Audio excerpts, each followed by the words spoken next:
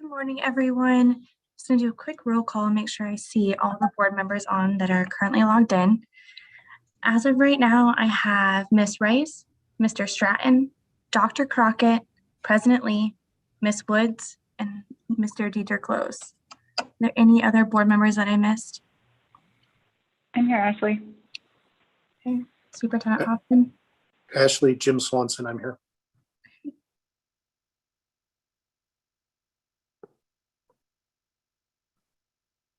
Any other board members that I missed? At this time, President Lee, you do have a quorum. Great, thank you, Ashley, and members for being here. We will go ahead and get started then. First off, Pledge of Allegiance. I pledge allegiance to the flag of the United States of America and to the republic for which it stands, one nation, under God, indivisible, with liberty and justice for all.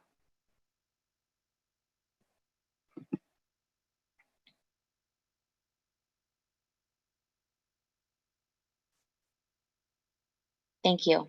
All right, and I believe we have Aaron is going to do the roll call for us for the first time. And actually, sorry, before you do the roll call, let me do a couple. Well, go ahead and do the roll call first, and then I'll do our reminders. Yeah. President Lee. Here. Vice President Close.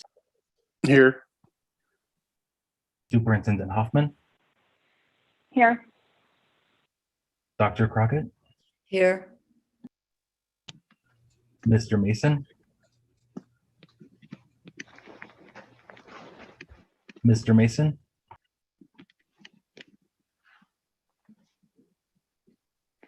Ms. Rice. Here.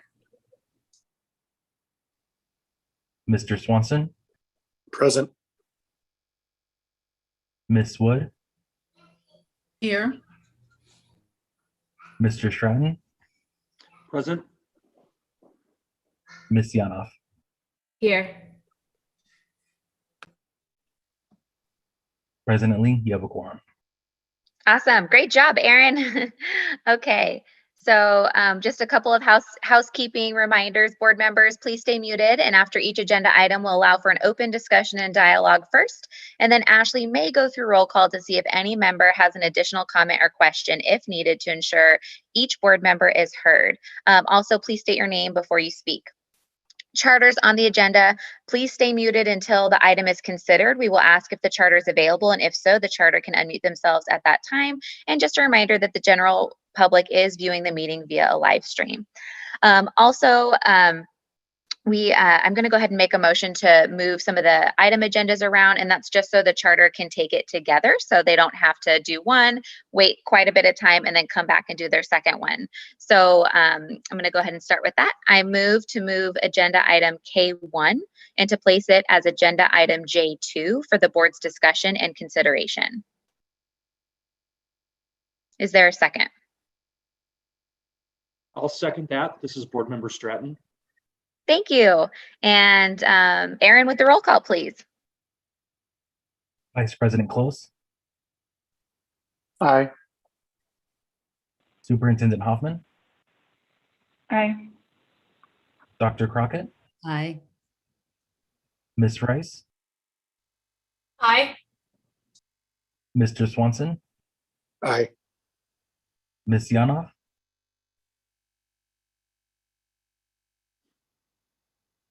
Ms. Yanoff. Aye. Sorry, you went in different order. Ms. Wood. Aye. Mr. Stratton. Aye. President Lee. Aye. Motion passes unanimously. Great. Thank you, Aaron. Okay, moving right along to item D.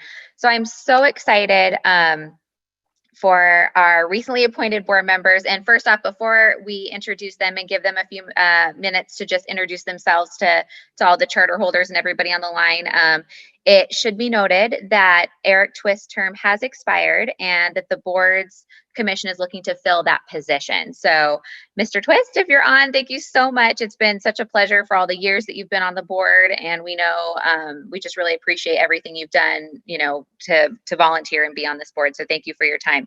And with that, we will go ahead and first have Miss Janelle Wood. Would you like to take a second and introduce yourself, tell everybody a little bit about yourself and why you're on the board? Well, thank you, Board President Lee. Good morning, everyone. Good morning, fellow board members, Superintendent Hoffman, and Charter Board staff, and to each one of you. Thank you so much for giving me this time.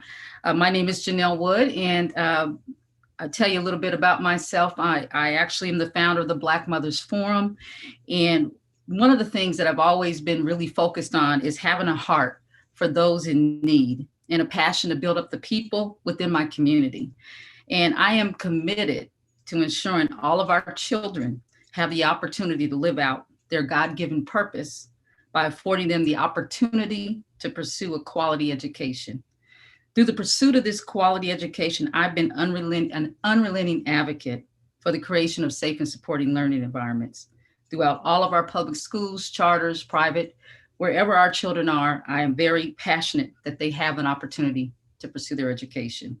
And I'm very much a proponent of parents having the freedom to choose the right school for their children and having the necessary resources at their disposal.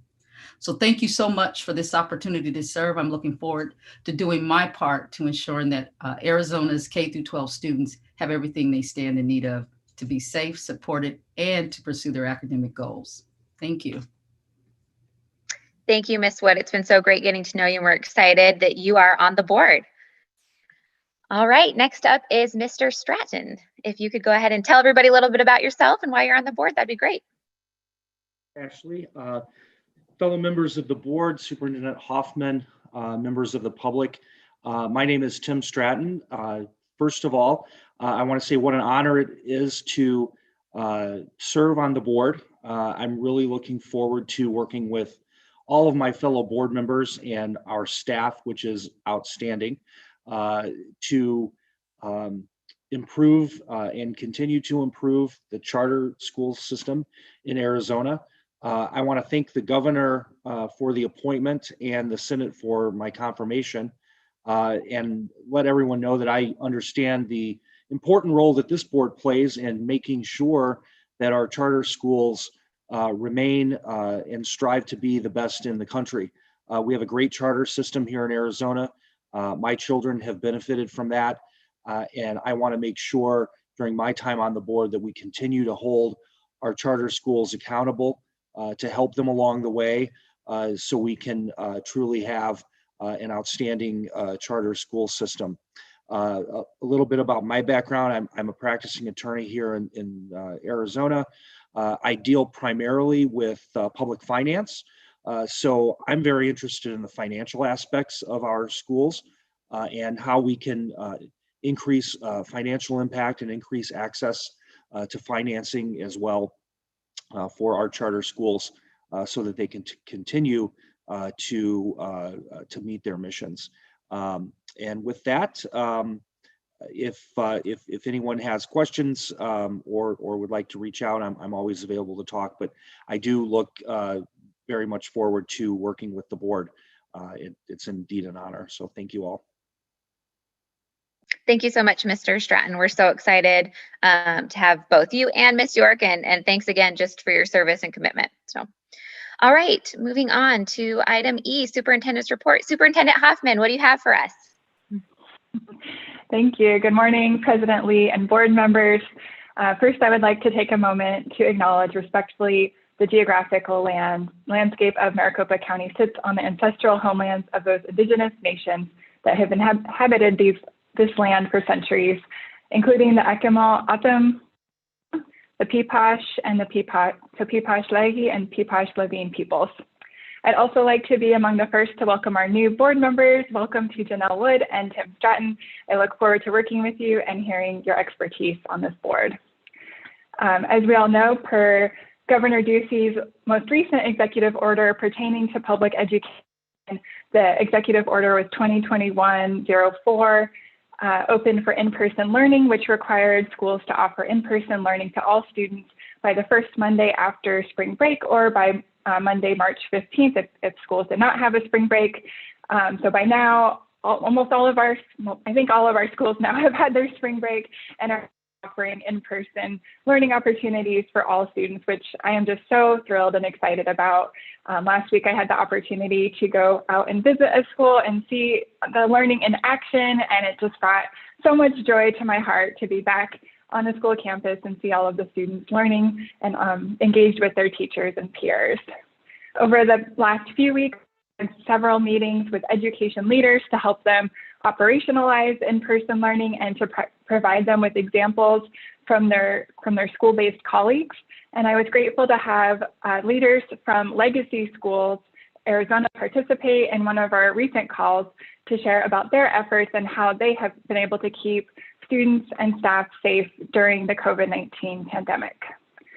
In addition to helping our schools transition or expand their in-person learning, ADE was proud to support the Department of Economic Security reintroduce the Pandemic Electronic Benefit Transfer, or PEBT, benefits to Arizona families.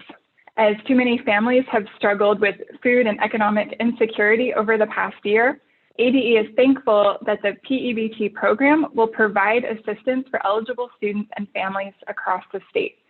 Families should reach out to DES directly with any questions or concerns about their PEBT payments, and more information can be found on the DES website.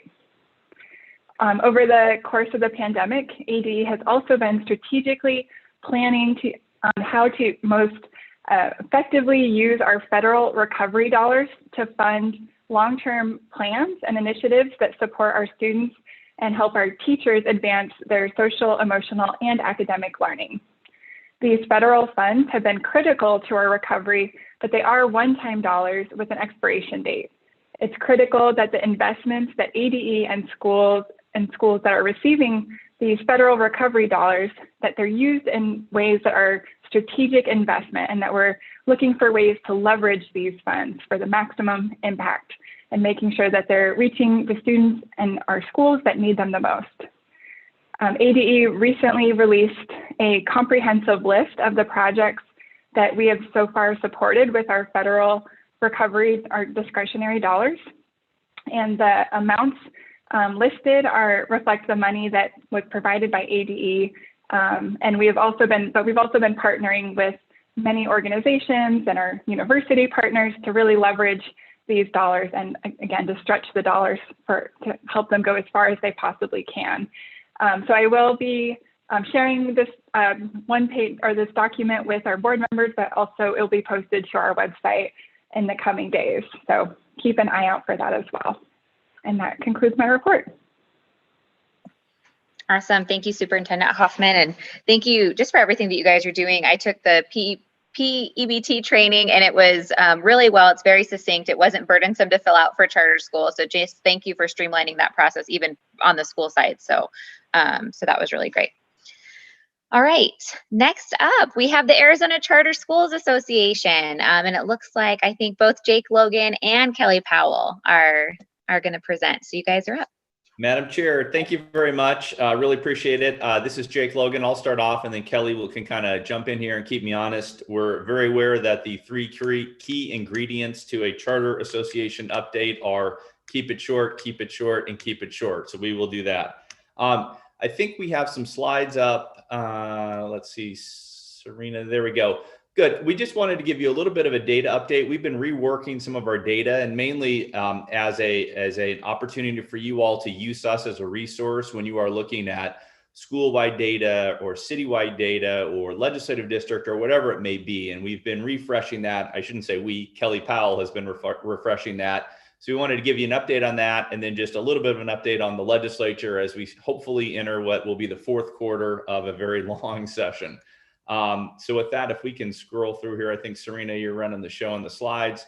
So board members, this is what we've done to help kind of educate stakeholders, legislators, others on sort of a quick snapshot of charter schools. In this case, this slide you see is a statewide summary. On our left, we have Arizona's per pupil funding, which, as you all know, and I know Member Swanson has had a lot of good dialogue about looking at that in the future, but it has per pupil funding enrollment. The enrollment data is not of this year, that is last year in this particular case. The percentage of A and B schools. And then if you go look on the right, the middle side is obviously a chart of where they're located on a statewide basis. It doesn't tell you a whole lot because it's so jumbled together. But we'll get into a couple other examples. And on the right side, it has some relevant data that, again, a stakeholder or others may be interested in. The number of charter schools, the schools that qualify for free and reduced lunch, both district and charter, alternative schools, and then some real high level academic data. If we go to the next slide, this is a similar chart, but broken down more, in this case by legislative district. So you can see this is legislative district 27. In this case, they have a very high percentage of students enrolled in charter schools, near 30%. And again, it's that similar data that we use to, again, educate stakeholders or legislators or anyone who's interested in seeing a quick snapshot from a charter school perspective of their district or municipality.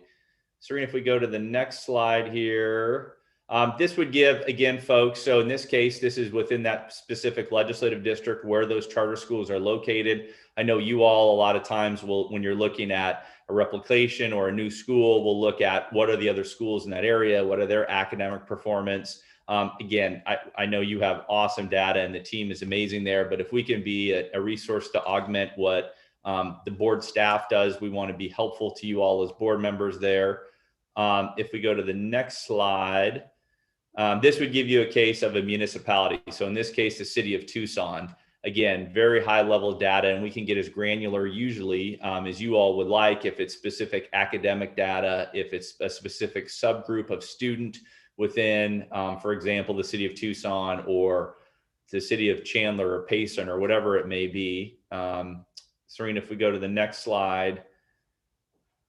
And again, just from a geographic standpoint, to give you a sense of physically where are those schools located. For example, I know Superintendent Hoffman was just mentioning some of our tribal communities. In this case would be the Pasco Yaqui tribe. So it could be all kinds of different stuff, but we just, again, wanted to remind you all that we want to help you all as you all make the decisions that affect our schools and be a resource for you on the data side. If we go to the next slide, just a real quick update. We've been doing a lot of research, particularly around, yeah, you can go to the next one, Serena, thank you. On school finance and some of the things that recent things, obviously Black History Month is a big deal for a lot of our students, for all of us, but for a lot of our students in communities, as well as kind of just a little bit of a walk down memory lane. Not much to report out there other than we just wanted to raise those for you all to know that we do publish quite a bit of information as we go through the year. You can go to the next one, please. Same thing. This is kind of the same thing. The next one, please. Again, and I just wanted to reinforce, as you all are looking at specific data for students, for maybe subgroups of populations, we're happy to provide that for you any way we can. And again, I know that the board staff does a lot of this and they're really good at it, but we wanted to throw that out there. In this case, this would be African-American students relative to their district counterparts. The percentage in the chart on the left reflects the percentage of African-American students. The two charts on the right you see are English and math in terms of their academic performance.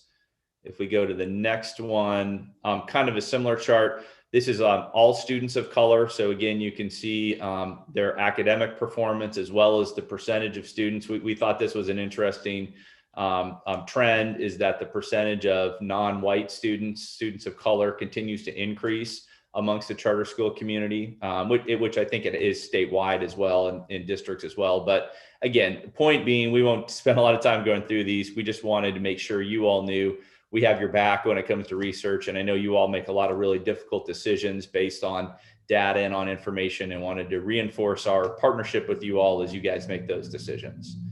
If we go to the next slide, I didn't put a lot in writing here because it's a little bit of a fluid target, but just to give you a sense of, and I know Ashley and Serena and the team at the at the board also are kind of tracking all these things. We're kind of getting into budget season where a lot of the bills have worked through or are working through the process, and we're now at the point where the legislature is trying to reconcile a lot of their budget differences. Couple things that are on our list that I thought you all might be of all interest to you. Obviously, the state does have money this year. Large part revenues have been better than expected, combined with a lot of federal spending. I think in the charter school space, there are a handful of initiatives that we're watching. One is there's been a pretty robust dialogue about creating a grant, and this was included in the governor's budget for transportation funding. It's got a number of different zones. From schools can apply for innovative ways to get kids to school. And this is for district and charter schools. It could be for parents if they want to create a carpool. You have a group of students that live in Peoria, but they want to go to school in Glendale. And so there's all kinds of different things in there. And then there's some resources to advertise for or bring an awareness to school choice. So that's being contemplated by the legislature. That's a $10 million price tag. We've been very supportive of resources for you all to redesign your website. We think that you all were wise in your decision to pursue additional resources to rework the website, make it more user-friendly from the public, and additional transparency. And so that's a good thing. And so we're hopeful that I think it's around, Ashley can correct me if I'm wrong, about $500,000. And we're very supportive of that for you all. The results-based funding program is something that some districts and charters really like. And so that will be, I think, part of the legislative discussion.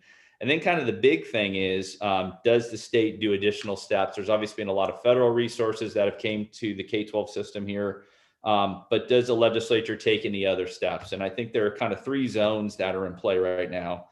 Zone one is the governor had originally in his proposed budget, offered about $380 million for districts and charters to apply for one-time dollars to get students caught up to speed. So if there was a learning loss, they could use them for tutors or summer school or things like that to try to make sure students could get up to speed.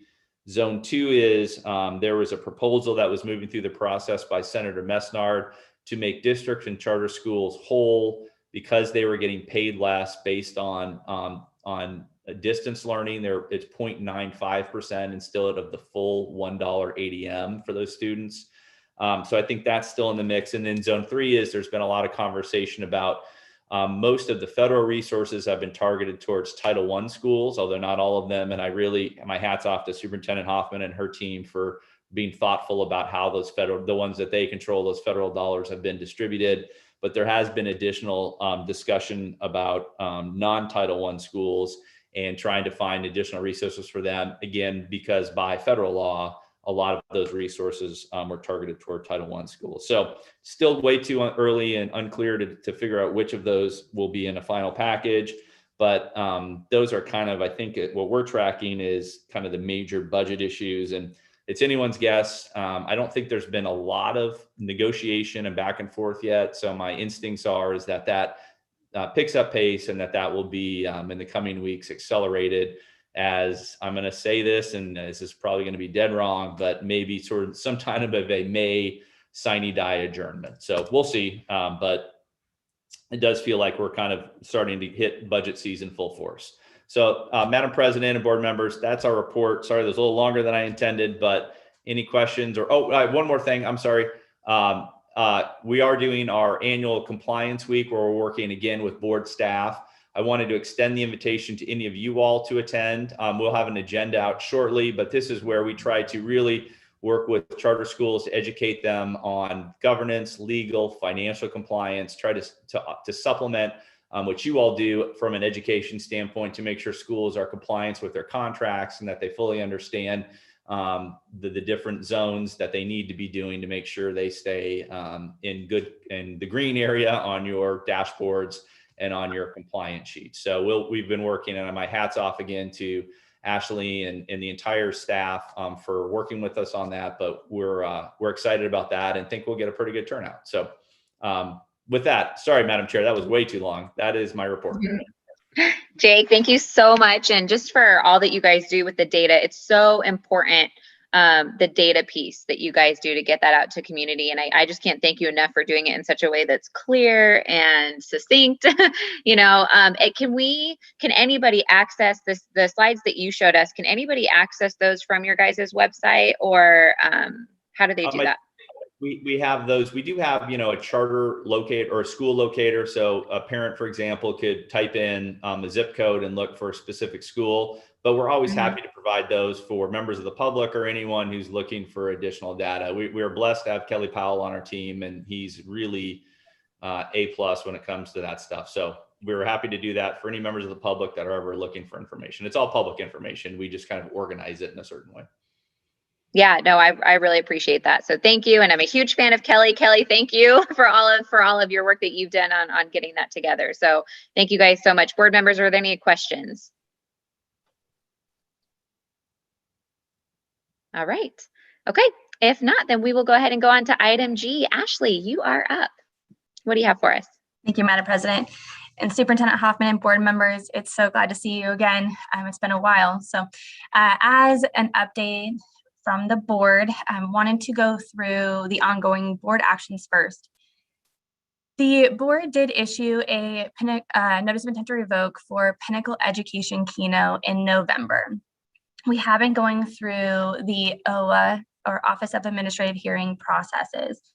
As of right now, we are working through submitting our closing arguments, and the board's rebuttal closing argument is due to OA on April 26th of 2021. I do want to give all of you a heads up that because of the timing on this, we may need to have a special board meeting late May or June, but I will let you know as time goes on when we will have that meeting. The other legal items that we have are outstanding consent agreements. Painted Desert Demonstration Project, PEMA Prevention Partnership, Shanto Governing Board of Education, and Yuma Private Industry Council. Those are all charters in which the board have to a consent agreement, and each of back to you at a later date for your consideration. For Painted Desert Montessori, the board did issue a notice of intent to revoke, and on your agenda today, you will see that surrender agreement for their termination at the end of this school year. The next item under the Executive Director's report is the fiscal year 2020 single audit update. For charters that expend more than $750,000 in federal funds, they are subject to a single audit, which is usually required to be submitted to the board by March 31st. This year, similar to what occurred last year, the Federal Office of Management and Budget extended the deadline. Therefore, there are a few charters with audits that have not yet been submitted to the board. Because the deadline was extended, these charters are not out of compliance and will not be considered by the board for withholding. Board staff did reach out to those charters that have not yet submitted their audit to provide a reason for the delay and the anticipated audit completion date. Most charters indicated that they would submit the audit prior to the end of April, and based on those responses, all audits would be submitted prior to the end of May.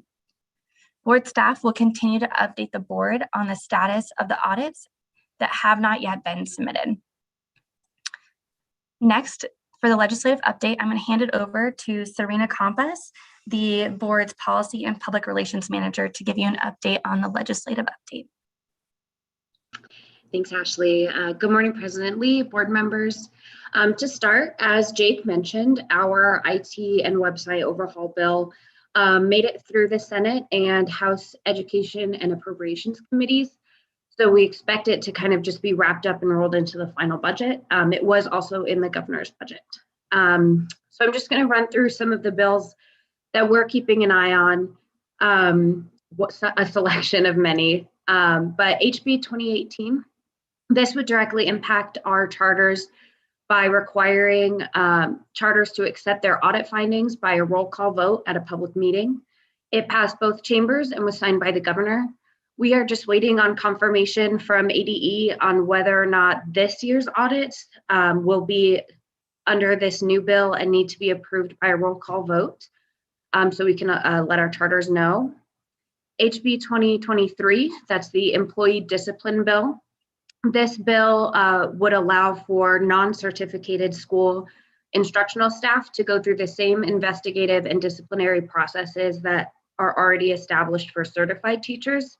This bill was super close to passing last session before it was cut short. So we expected this to get passed, and it did. HB 2862, this bill would allow school district and charter school governing bodies to adopt instructional time models that provide students with required instructional time through modified courses, remote learning, and student schedules. The bill has passed the House, but it recently failed in the Senate. There are some concerns about accountability measures from legislators, as well as some implementation concerns from staff. It's likely to be heard again this week, but we're not really clear on whether or not it's going to pass. So we are watching that one pretty closely. It would make some big changes to the current AOI law. SB 1114, that's a new mandate for schools. Again, this is one of the bills that almost passed last year and now passed this year. Requires schools to post the telephone number of the centralized intake hotline concerning suspected abuse and neglect of children, instructions to call 911 for emergencies, and directions for accessing the website of the Department of Child Safety for more information in a visible public area of the school. I mentioned that one because last year the board approved the annual compliance statement of assurance document, which serves as a compliance check for all charters authorized by the board. The compliance statement of assurance assists in communicating to charter holders compliance expectations and contains a list of contractual and legal requirements applicable to charter holders and the operation of charter schools. Charter representatives review, sign, and submit the document each year. So it will be updated upon the adjournment of legislative session with any new statutes that apply to orders apply to charters such as SB 1114. And so with that, I'm available for any questions. Thank you so much, Serena. Board members, are there any questions? Okay. All right. Ashley, back to you. Presently, that concludes my report. Okay, great job, guys. All right, then moving on to item H, call to the public. No requests to speak were submitted. The board did receive one written public comment regarding item L3B and C, and that's been placed with the board materials and posted on the website. I'm sorry, that was I3B and C, and just to clarify, and that has been placed with the board materials and posted on the website. No other public comment was received.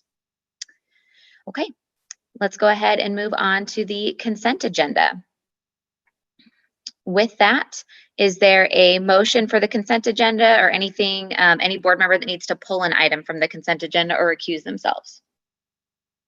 This is Board Member Stratton. If there are no removals from the consent agenda, I'll move to approve the consent agenda as presented. Great, thank you, Mr. Stratton. I'll Yes, second. is there a second? Thank you, Hans, with the second. And Aaron, with the roll call, please. Vice President Close, Aye. Superintendent Hoffman, Aye. Dr. Crockett, Aye. Ms. Rice, Aye. Mr. Stratton, Aye. Mr. Swanson, Aye. Ms. Wood, Aye. Ms. Yana,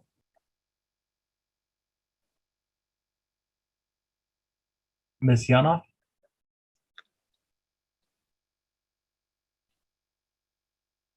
President Lee, Aye. motion passes by majority. Thank you, Unanimously, Aaron. sorry. Yep, nope, that's good. Thank you. Okay, then we'll go ahead and start with charter amendments. I believe we are going to go ahead and take J1 and then we'll do K1, but we'll start with J1 first. And Rachel, I believe you are up. And actually, oh, Yeah. Did I? This is Okay. Board Member Janelle Wood, and I need to recuse myself of J1 and J2. K1 moved to J2 as I'm currently working with the charter. Okay, thank you so much, Ms. Wood. All right, Rachel. All right.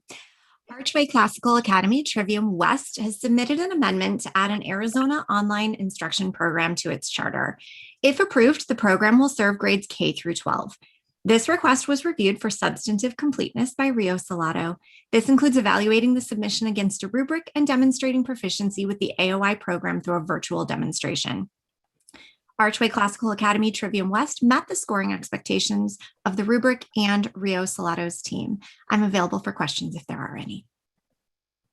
Board members, are there any questions for Rachel before we bring the charter up? Okay. With that, is there a representative from Archway Classical Academy? If so, if you could please unmute yourself at this time, introduce yourself, and if you have anything you'd like to say. Good morning, President Lee, board members. My name is Bianca Uliberry. I'm the Governance and Compliance Specialist with Great Hearts. Also joining me today is Curtis Indorf. He is the Executive Director of Great Hearts Online. Heidi Vasiloff, who is the Headmaster of Great Hearts Online, and then Eric Hebner, who is a Senior Learning Engineer. And we're just happy to have our amendment considered by you guys today and happy to take any questions you have. Thank you, Bianca, and we're excited that you're here before us, Bianca, as well. Board members, are there any questions for any members of the team?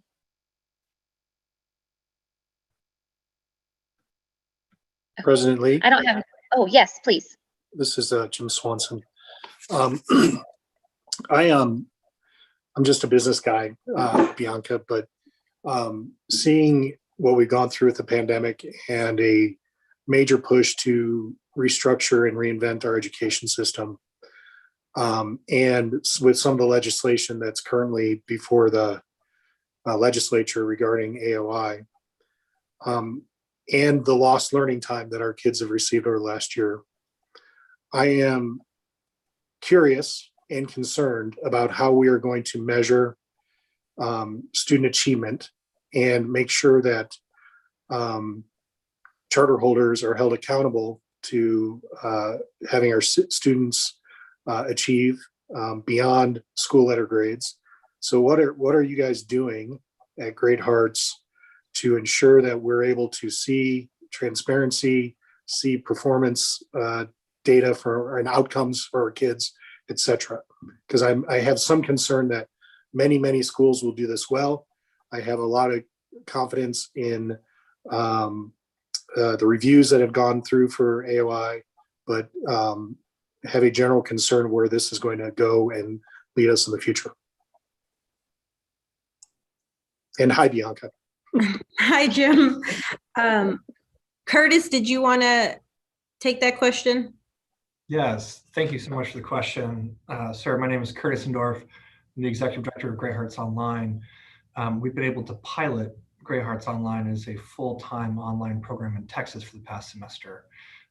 And what that part of that means is talking to parents about what's working for them. We have very, very high parent satisfaction rates, which I'm able to go through.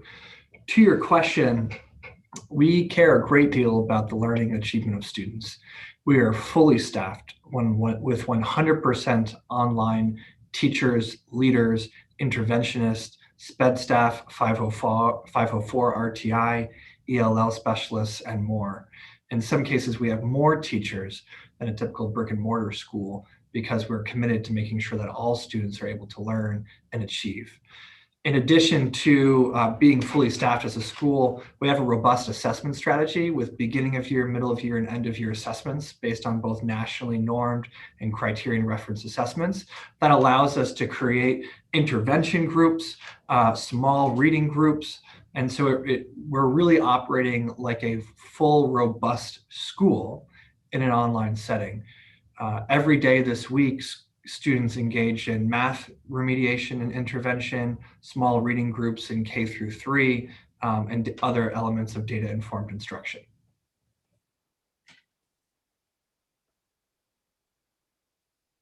Thank you. Thank you. Great. And then I had one question. Obviously, I see from the recommendation that you have a plan for special education students, but I always like to hear, from you guys, what exactly is your plan for identifying special ed, and not getting into the weeds of like 45-day evals and things like that, but just really what is your true plan for identification and then implementation, specifically implementation in the sense that when you have students now, you've really opened up your borders, right? Like from all over the state of Arizona that can do that. What does that piece look like?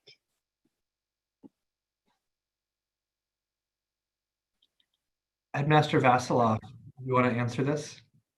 Absolutely. Thank you so much, Charter Board, for hearing us and for being part of this conversation. Special ed is really important to us. We believe that we should be serving every student that comes to our school. And as such, we need to do it well. We have a very robust team. We have a team both, like Mr. O'Neill said, we've been able to pilot it in Texas. So we have a coordinator for all of that. For SPED, we also have our RTI or SST process where we identify students. We have a tracker where teachers actually add in average grades on tests, average grades on assessments for both math and ELA, as well as the standardized tests of mapping and any other kinds of keys that identify us. We have those small reading groups, which only has 7 students working with a teacher going through that, so we can really identify their needs in terms of reading, and of course in math as well. So we're committed to doing that. We have we're going to be fully staffed for it, both in 504 and in our SPED program, as well as just that intervention that happens before that process, right? We want to identify those students, get them we have tutoring times. We have, like I said, small group math intervention, small group reading intervention, and reading groups. So we really want to identify them, especially knowing we're coming off of COVID. So trying to figure out where are the gaps and where do we need to address those gaps. That's great. And are students able to get in-person SPED services if they need? Yeah. Yes, and in fact, right now our students are able to see any of the specialized services they need. They're able to have not only it in person, but also if it can be done remotely. A lot of our families are currently really want to not have people in their homes yet, right. But we have both of those. We have both in virtual and in person. Great to hear. Thank you so much. Board members, any other questions? Okay, if not, then is there a motion? President Lee, this is Hans. Please. I move, based on the information contained in the board materials and presented today, to approve the request to amend the charter contract of Archway Classical Academy Trivium West to add a probationary online school under ARS 15808 to serve grades K through 12, beginning in FY 2022. Second. Thank you, Hans. Okay.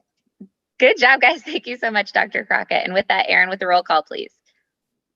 Vice President Close. Aye. Superintendent Hoffman. Aye. Dr. Crockett. Aye. Ms. Rice. Aye, with a minor reservation about the child find process, but I guess we'll see how this goes. So aye for me. Mr. Stratton. Aye. Mr. Swanson. Aye. Ms. Yanoff. Aye. President Lee. Aye. Motion passes unanimously. Awesome. Thank you, guys. Thank you, board. All right. And with that, board members, we are going to go ahead and go to item K1, which is the charter renewal for Arete Preparatory Academy. And I believe, Rachel, you are going to do the presentation for that. And Ms. Wood already has stated that she's also recusing herself from this agenda item. Perfect. Arete Preparatory Academy submitted a charter renewal application package on November 24th, 2020 to continue operation of Great Hearts Academy's Arete Prep, serving grades 6 through 12 in Gilbert. The charter has a current enrollment cap of 625. As part of the renewal process, staff conducted an academic systems review using a desk review process and virtual visit for Great Hearts Academy's Arete Prep on February 18th of 2021. During the academic systems review, specific areas of the charter contract are reviewed to ensure a charter holder is in compliance. The charter holder was in compliance in all areas. The charter holder currently meets the board's academic, operational, and financial performance expectations. I'm available for questions. Board members, are there any questions for Rachel? Okay. If not, then is there a representative here? If so, if you could please unmute yourself at this time, state your name for the record and any statement you'd like to make. President Lee, that would be me again. This is the Governance Compliance Specialist. I'm happy to take any questions. I just want to say staff has been amazing during this whole process. This has been about my 4th, I want to say, desk review, and they're perfecting it more and more as it goes.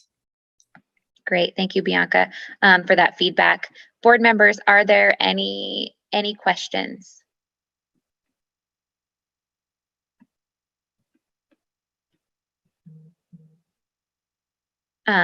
Just one thing, and guys, you clearly are, you're doing well, you're green in all areas. Just something to note that I found interesting, and I'm not sure if it was just the year that we did this, but I didn't know if you guys noticed that your 2-year phase students tend to take a bit of a dip and then they go right back up to your 3-year phase. So I wasn't sure if you guys had any thoughts about that piece of data, if it was an anomaly. I just found that to be interesting. And again, I think obviously you guys are green in every single area. Your ratings are great. I just wanted to take that note to see if you guys had looked at that or thought about what the reason is. Yes, so we're currently looking at that. We tend to see a small dip from our archways to our preps that we're trying to kind of use that data to look into it. But then it also could have been depending on, was it the COVID year kind of, if that kind of also helped it kind of slide down, and to the fact that when we opened, we students weren't able to kind of go back and forth into the in-person to the virtual. They had whatever track they chose, they decided to, so we may have lost students due to that as well. Got it. Okay, that makes sense. All right. Well, thank you. That was my only question. So board members, I didn't think there were any other questions, but I wanted to give you another chance. Okay. With that, then, is there a motion? President Lee, this is Hans. I move based on a review of the information provided by the representatives of the charter holder and the contents of the application package to approve the charter renewal application package and grant a renewal contract to Arete Preparatory Academy. Thank you, Hans. Is there a second? I'll second. This is Board Member Stratton. Thank you, Board Member Stratton. And with that, Aaron, could you please do the roll call? Vice President Close, Aye. Superintendent Hoffman, Aye. Dr. Crockett, Aye. Ms. Rice, Aye. Mr. Stratton, Aye. Mr. Swanson, Aye. Ms. Yanoff, Aye. President Lee. Aye. Motion passes unanimously. Thank you, Aaron. All right. Well, congrats, guys. Okay, thanks for being here. All right. So next up, we're going back to item J, charter amendments, J2, EduPrise Schools, and Rachel. EduPrise Schools LLC has submitted an amendment to add an Arizona online instruction program to its charter. If approved, this program will serve grades K through 12. This request was reviewed for substantive completeness by Rio Salato, which includes evaluating the submission against a rubric and demonstrating proficiency with the AOI program through a virtual demonstration. EduPrise Schools LLC met the scoring expectations of the rubric and of Rio Salato's team. I'm available for questions if you have any. Board members, any questions for Rachel? Okay. If not, is there a representative from EduPrise? If so, if you could unmute yourself at this time, state your name for the record and any statement you'd like to make.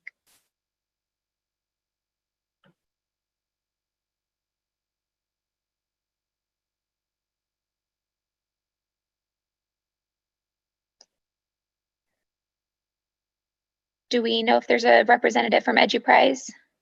Hello, my name is Lisa again. I'm the principal here, and she's hopping online right now. Okay. Okay, is there any statement, Ms. Jen, I think you said was your last name. Is there any statement that you would like to make? Let me just double check and see if she's going to hop on. I am unmuted now. This There is she is. Lynn Robershot. Oh, Hi. yes. Good morning, President Lee and board members. Thank you for having us. We're very excited about this AOI potential. We had operated in AOI years back and are excited to go forward with this with your approval today, and are happy to answer any questions you might have. Great. Board members, are there any questions? President Lee, Yes, please. Jim Swanson again. Ms. Robershot, thank you for being here. I don't know if you were able to hear the question I had before, and if you did, you can answer it, but I will go quickly. I just have a general concern about how we're going to manage student outcomes in this new expanding AOI world we're living in, and what you're going to do and should do to ensure that our kids are achieving and progressing the way that we want them to, and managing the dual modality for online and brick and mortar? No, that's a critical question. Thanks for asking it. Performance, as you'll know, all the meta-analysis shows that students don't tend to do as well on AOIs. And I believe there's a couple critical reasons for that. Obviously, the motivation of the learner is generally heightened in a brick and mortar setting and compared to an online program. And to me, the most critical piece is the number of minutes of engagement. And so with a lot of AOI programs, that is optional, hop on, hop off, not having specific criterion to complete on a daily basis. And that's going to be a fabulously strengthened component, even though we're looking at using the Edgenuity in the 6 through 12 space, which allows for that kind of flexibility. Our teachers will create schedules that are sent to students and do daily checks to ensure that certain content areas completed on a daily basis. So they, in one way, we're not allowing the flexibility that the Edgenuity component has allowed for in the past, but because we believe it's critical to have that daily interaction with that master teacher online to ensure that content was mastered and completed. And in the K through 5 space, our program, which we have piloted this entire year, was due to, again, COVID response, and since last March, and has worked fabulously with online support of students. We're real proud of that. But again, intervention groups are held daily, weekly quizzes to ensure formative instruction is being mastered. And of course, we've got a lot of opportunities for multiple interactions throughout the day. So there'll be synchronous and asynchronous criteria that's met every single day with continuous attendance requirements. And those performance pieces are embedded in our program. So every great thing about Eduprise's curriculum and is included in our AOI. We're very proud of it. Thank you. And President Lee, if I can ask a question of staff. Yeah. When we approved the last one, the word probationary was used. Can somebody explain to me and the board what that means? Member Swanson and President Lee, in statute, there is language that indicates that for AOIs, they are and may be approved under a probationary status for 3 years. At this time, our board and the State Board of Education, who approves the AOIs for district schools, does not have criteria for that probationary status. However, it is something that we are looking into going forward. Okay, so I would just urge staff and the board to continue to work on that. And then also just for staff, this board and Superintendent Hoffman and the Arizona department to really look at how we are going to measure success for students in this world. And I continue to have hopeful that it can be great, but have concerns that it could, if we expand it rapidly, we won't be able to measure where we're going. So thank you. Thank you, Member Swanson.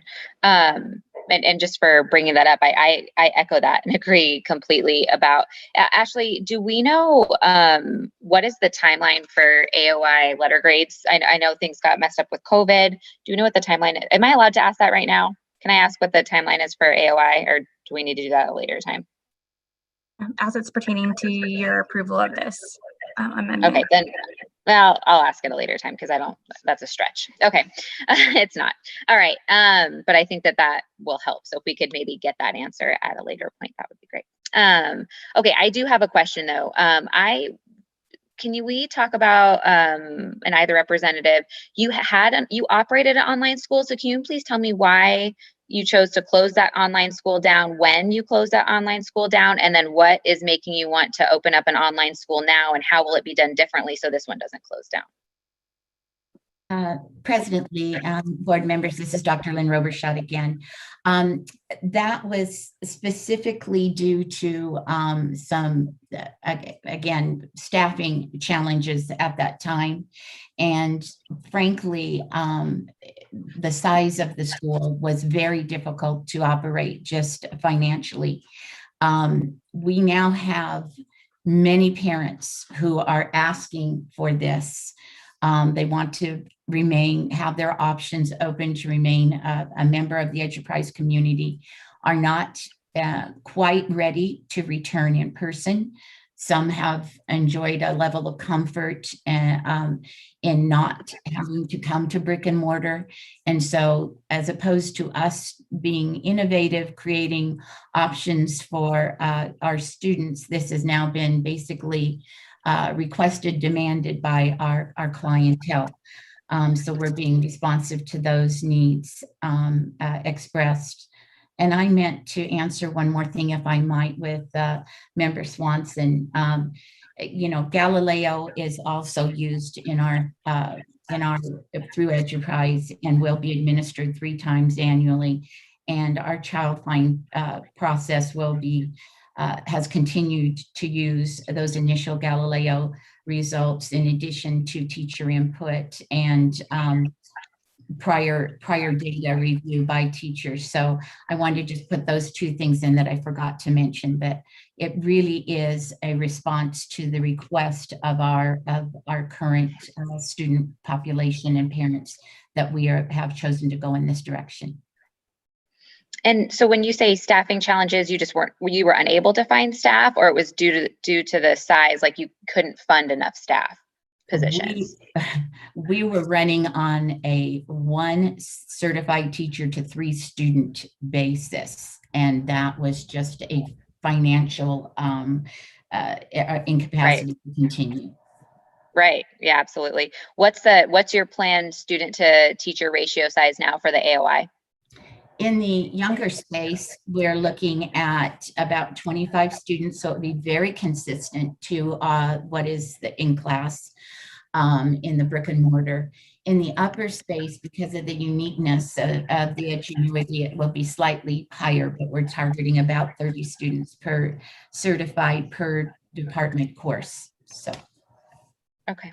And then my last question is just in regards to special ed. So talk to me about, and not necessarily how you're going to identify, but how you will service students, and do you have how you'll service these students in person? What's their in-person option if they choose? Because obviously you can do Zoom. I'm fully aware of that, but some parents that are going to want those services in person for a variety of reasons. So what will their options be?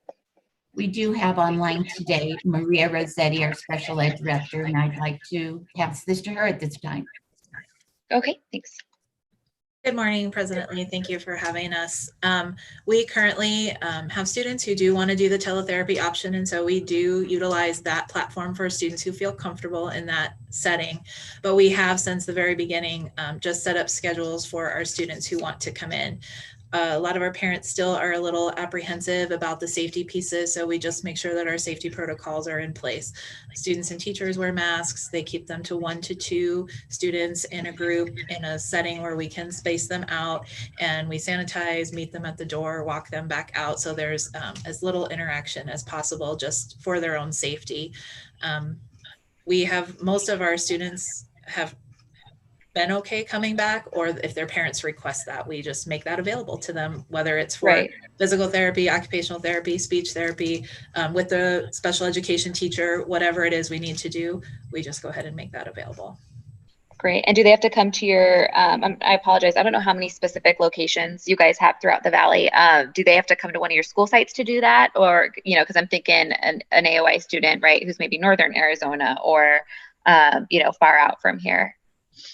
All of our students have been local, close to us, so that has been a possibility, and we'll make a plan if they are out of the city. We have 2 locations, and so they are still connected to one of those 2 locations with their case manager and their service provider. So we just utilize the staff. They all also have a Google Classroom, so we put all of their materials in there, whether it's additional videos or anything like that to help support them outside of coming in person as well. Great. Okay. Thank you. You're very welcome. Board President Lee, can I ask a question? Yes, please. Yep, absolutely. You made a comment, Dr. Robershot, regarding the class size. President Lee asked you about class size for our younger grades. In the online format, I know that our younger grades, K through 2nd, really do struggle in that arena, especially in these early years where they're learning directions and they have to have a lot of hands-on and a lot of social interaction.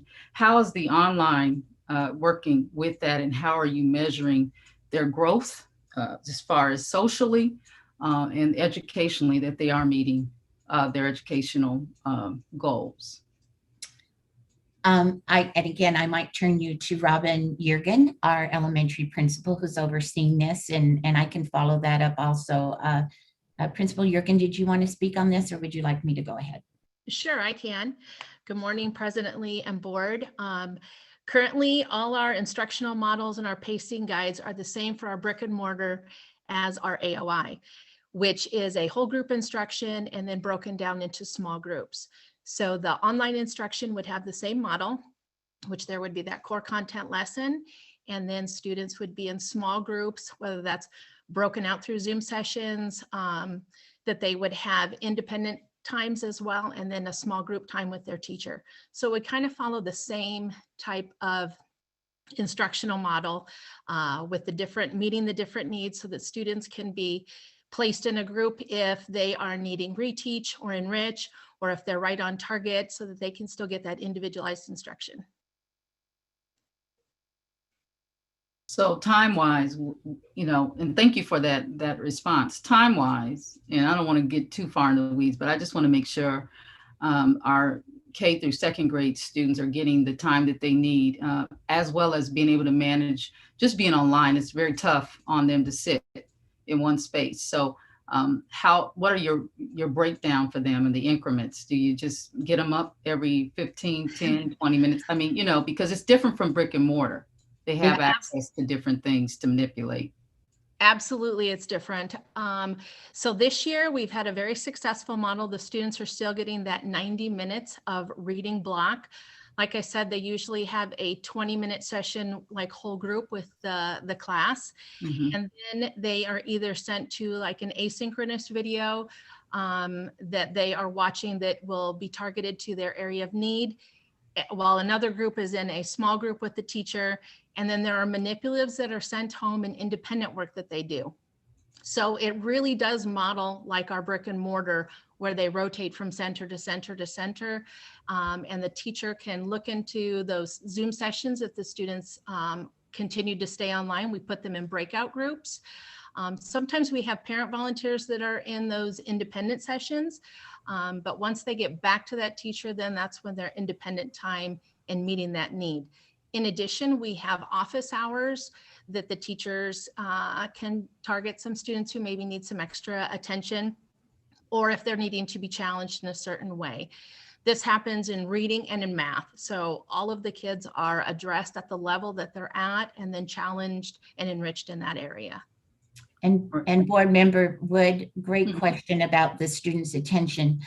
We do have the scheduled brain breaks, and they do also participate in a physical education challenge, so that we do get the blood flowing at the basal stem to keep their attention and their motivation. Thank you so much. Thank you, both of you. Thank you. Okay, board members, are there any other questions? Okay, if not, then is there a motion? President Lee, this is Hans. Thank you. I move, based on the information contained in the board materials and presented today, to approve the request to amend the charter contract of Enterprise Schools LLC to add a probationary online school under ARS 15808 to serve grades K through 12 beginning in FY 2022. Is there a second? I second. Thank you, Ms. Wood. And with that, Aaron, could you do the roll call, please? Vice President Close, Aye. Superintendent Hoffman, Aye. Dr. Crockett, Aye. Ms. Rice, Aye. Mr. Stratton, Aye. Mr. Swanson, Aye. Ms. Wood, Aye. Ms. Yanoff, Aye. President Lee. Aye. Motion passes unanimously. All right. Thank you guys for being here. Okay, moving on to item J3, Ombudsman, Educational Services. Rachel, you're up. Ombudsman Educational Services Limited, a subsidiary of Educational Services of America, has submitted an amendment to add an Arizona online instruction program to its charter. If approved, the program will serve grades 9 through 12. This request was reviewed for substantive completeness by Rio Salato. This includes evaluating the submission against a rubric and demonstrating proficiency with the AOI program through a virtual demonstration. Ombudsman met the scoring expectations of the rubric and Rio Salato's team. I'm available for questions if you have them. Board members, any questions for Rachel? Okay, if not, then is there a representative from this charter? If so, if you could unmute yourself at this time, and if there's any statement you'd like to make. Yes, thank you. President Lee, board members, I'm happy to be here. My name is Binky Michelle Jones. I'm the Senior Vice President of Operations for Ombudsman Educational Services.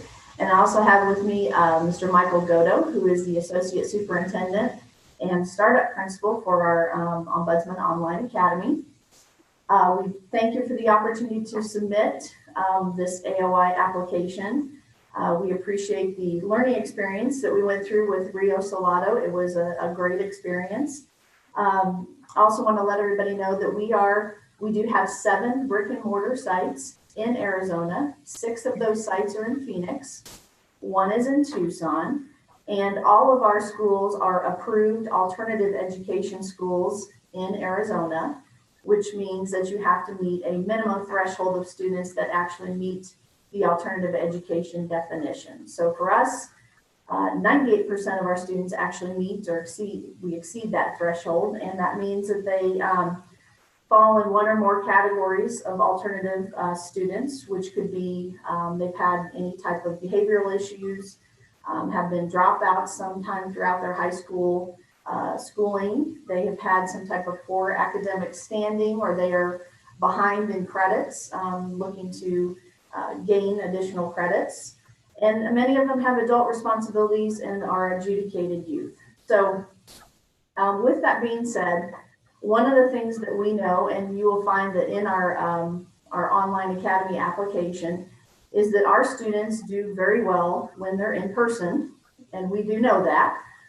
We do have a significant amount of data that has shown that. However, with COVID and the experiences that our families have gone through during this time, it has been difficult. And one of the things that we wanted to try to make sure we did is we wanted to make sure we were meeting the needs of our students and families throughout this time. We continue to provide, in person and all of the wraparound services needed. But as we were doing many focus groups with our families and students, there was a group of students and families that did ask for us to really acknowledge the fact that they would like to remain remote or in an online environment. And we took that information, we really looked at the robust blended learning experience that we already have, many of the embedded Microsoft tools, and Mike can explain many more of those if there are any questions about that. But really, this was a labor of love for a group of students and a group of families in our district that we did feel would be able to be successful in that remote online learning experience. And, it's been a tremendous amount of loss that many of our families have gone through. Through those focus groups, we learned that 20% of our students had some type of a loss through COVID, which is significant. and their lives have changed. They're no longer able to attend in person. They need to have the flexibility to take care of siblings. They need to have the flexibility to work, to provide for their families or their own children, and have some flexibility to gain access to different, online experiences outside of the normal school day. So with that being said, though, there are specific expectations and guidance that we have provided so that a student knows this is what it's going to take for you to be successful or to show that you're going to be able to be successful in this online academy. If not, we really encourage and want them to be at our brick and mortar. So like I said, this is where this came from. It's been a work in progress. We're happy to provide this opportunity. We appreciate the opportunity to present before the board. And if the board members would like to drill down a little bit more into any of the components of the online academy, Mike Godo, our associate superintendent, can answer some of those questions, and any of the processes with our Microsoft Showcase school or any of those accessibility tools that we use, he'd be happy to answer that also. So thank you. Great. Thank you so much for that. And I did have a question, and if the answer is no, that's okay. It's not a requirement. I'm just curious. So, I spent some time in the alternative schools, and so one, thank you for doing that. It's such an amazing piece of our portfolio, and it's so necessary. And it's one of my best times teaching for sure was when I was there. So thank you guys for servicing that population.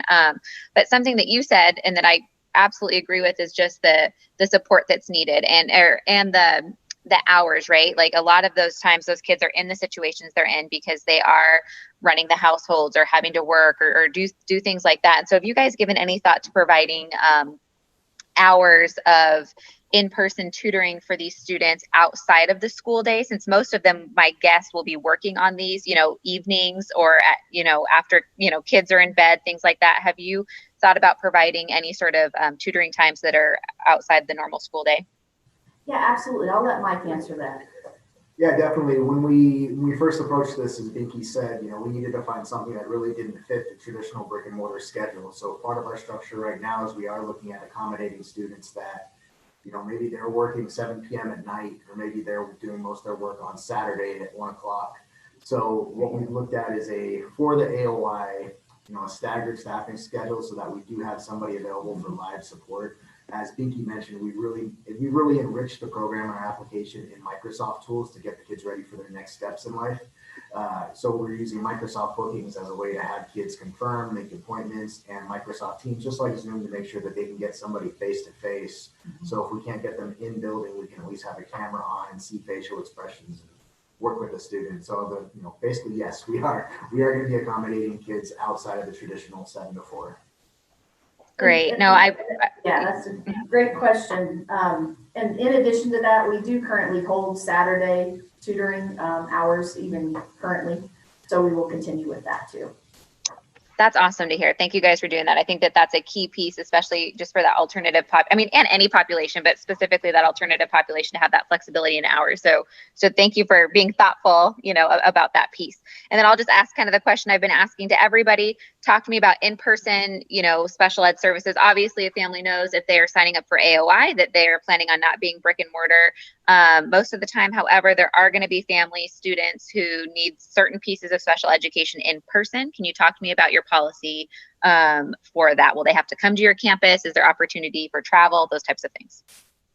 So kind of as you said, the answer is yes for both. We're going to be working with our staff members to have them be more mobile. So if they need to meet a kid at the Chandler Public Library, it'll be that. The other big benefit we have, as Binky emphasized, we've got our 7 brick and mortar schools that every kid who becomes part of our AOI, we are going to latch them essentially as, for our records, we're going to note that they're in that area so that whenever we have a student who's asking for in-person support or we need to encourage more in-person support, we know exactly to say, hey, we notice you're 5 miles away from our closest campus.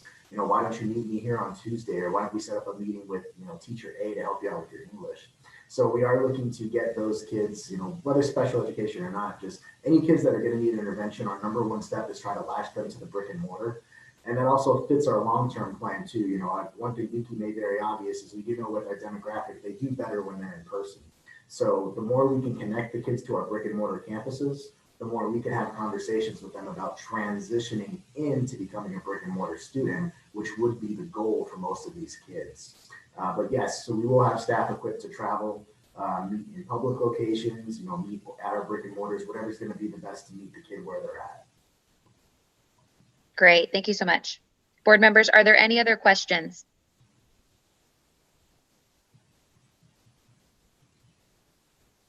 Okay, then with that, is there a motion? President Lee, this is Hans. Please. I move based on the information contained in the board materials and presented today to approve the request to amend the charter contract of Ombudsman Educational Services Limited, a subsidiary of Educational Services of America, to add a probationary online school under ARS 15808 to serve grades 9 through 12 beginning in FY 2022. Is there a second? This is Board Member Stratton. I'll second. Thank you, Mr. Stratton.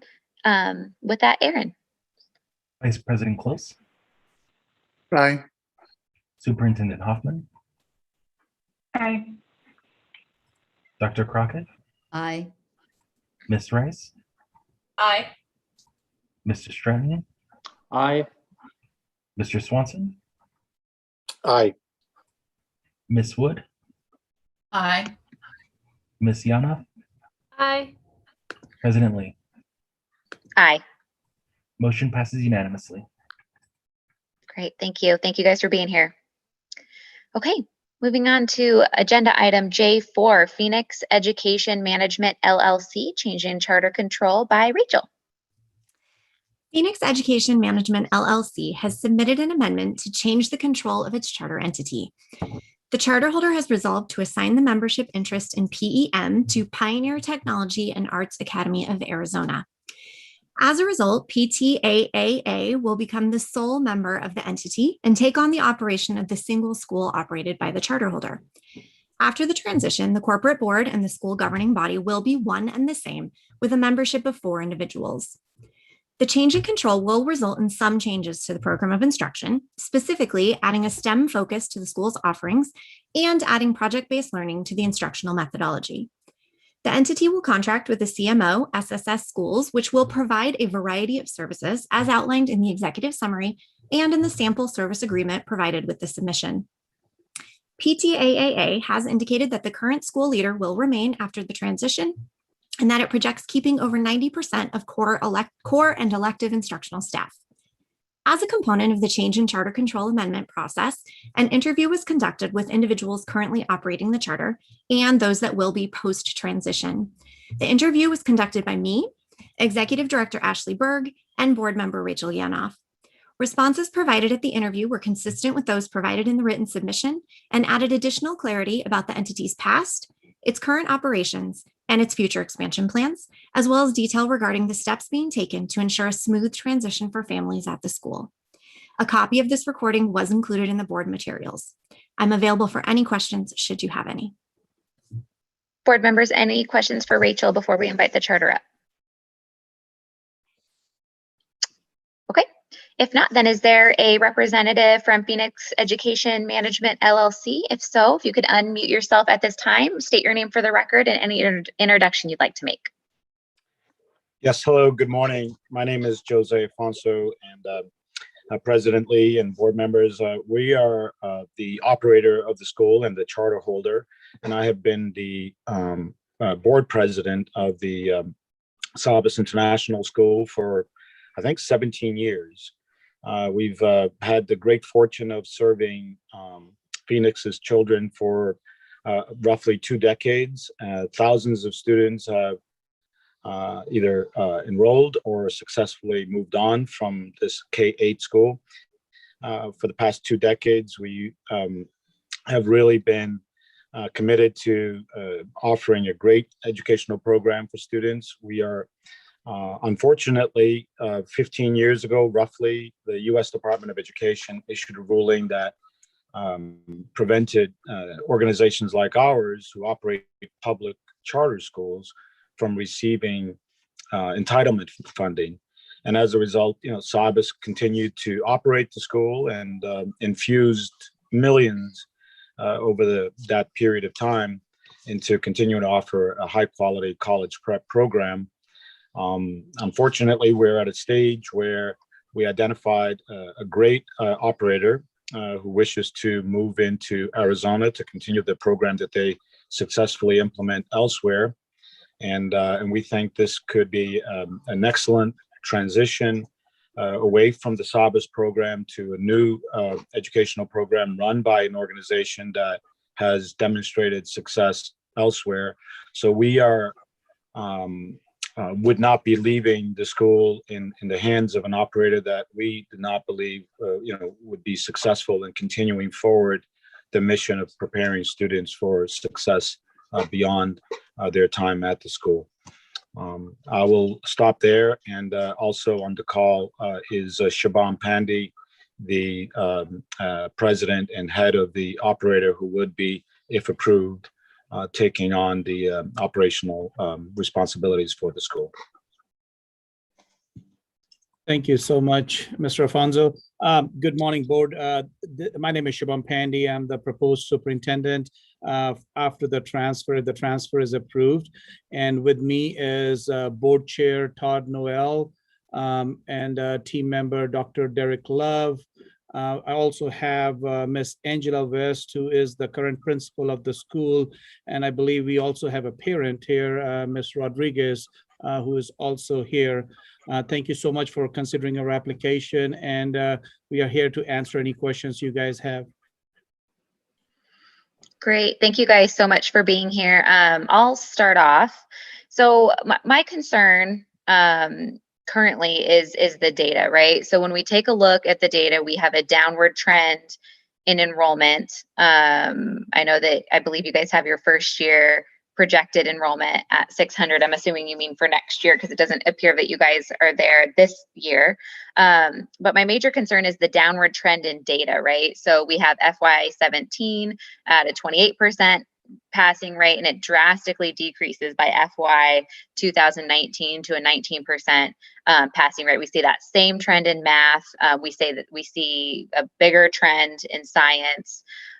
We see that students who have been there for from their first year FAE to their 3-year FAE decrease. So I'm a little concerned that when you guys come in that you are keeping all the, not necessarily the staff, but it sounds like you're keeping all the leadership, the principal. So talk to me about what you guys are going to do to address these issues, because this is pretty alarming data. Yes, thank you. So number one is that the current data, if you see the year prior, right, it was closer to, I believe, 580 or 590 prior to the COVID year, which is why we are reflecting the 600 number. The last year there was a dip, and I think it was closer to 520, 530, the numbers in between there. And part reason is obviously the COVID dip that we have seen from the enrollment.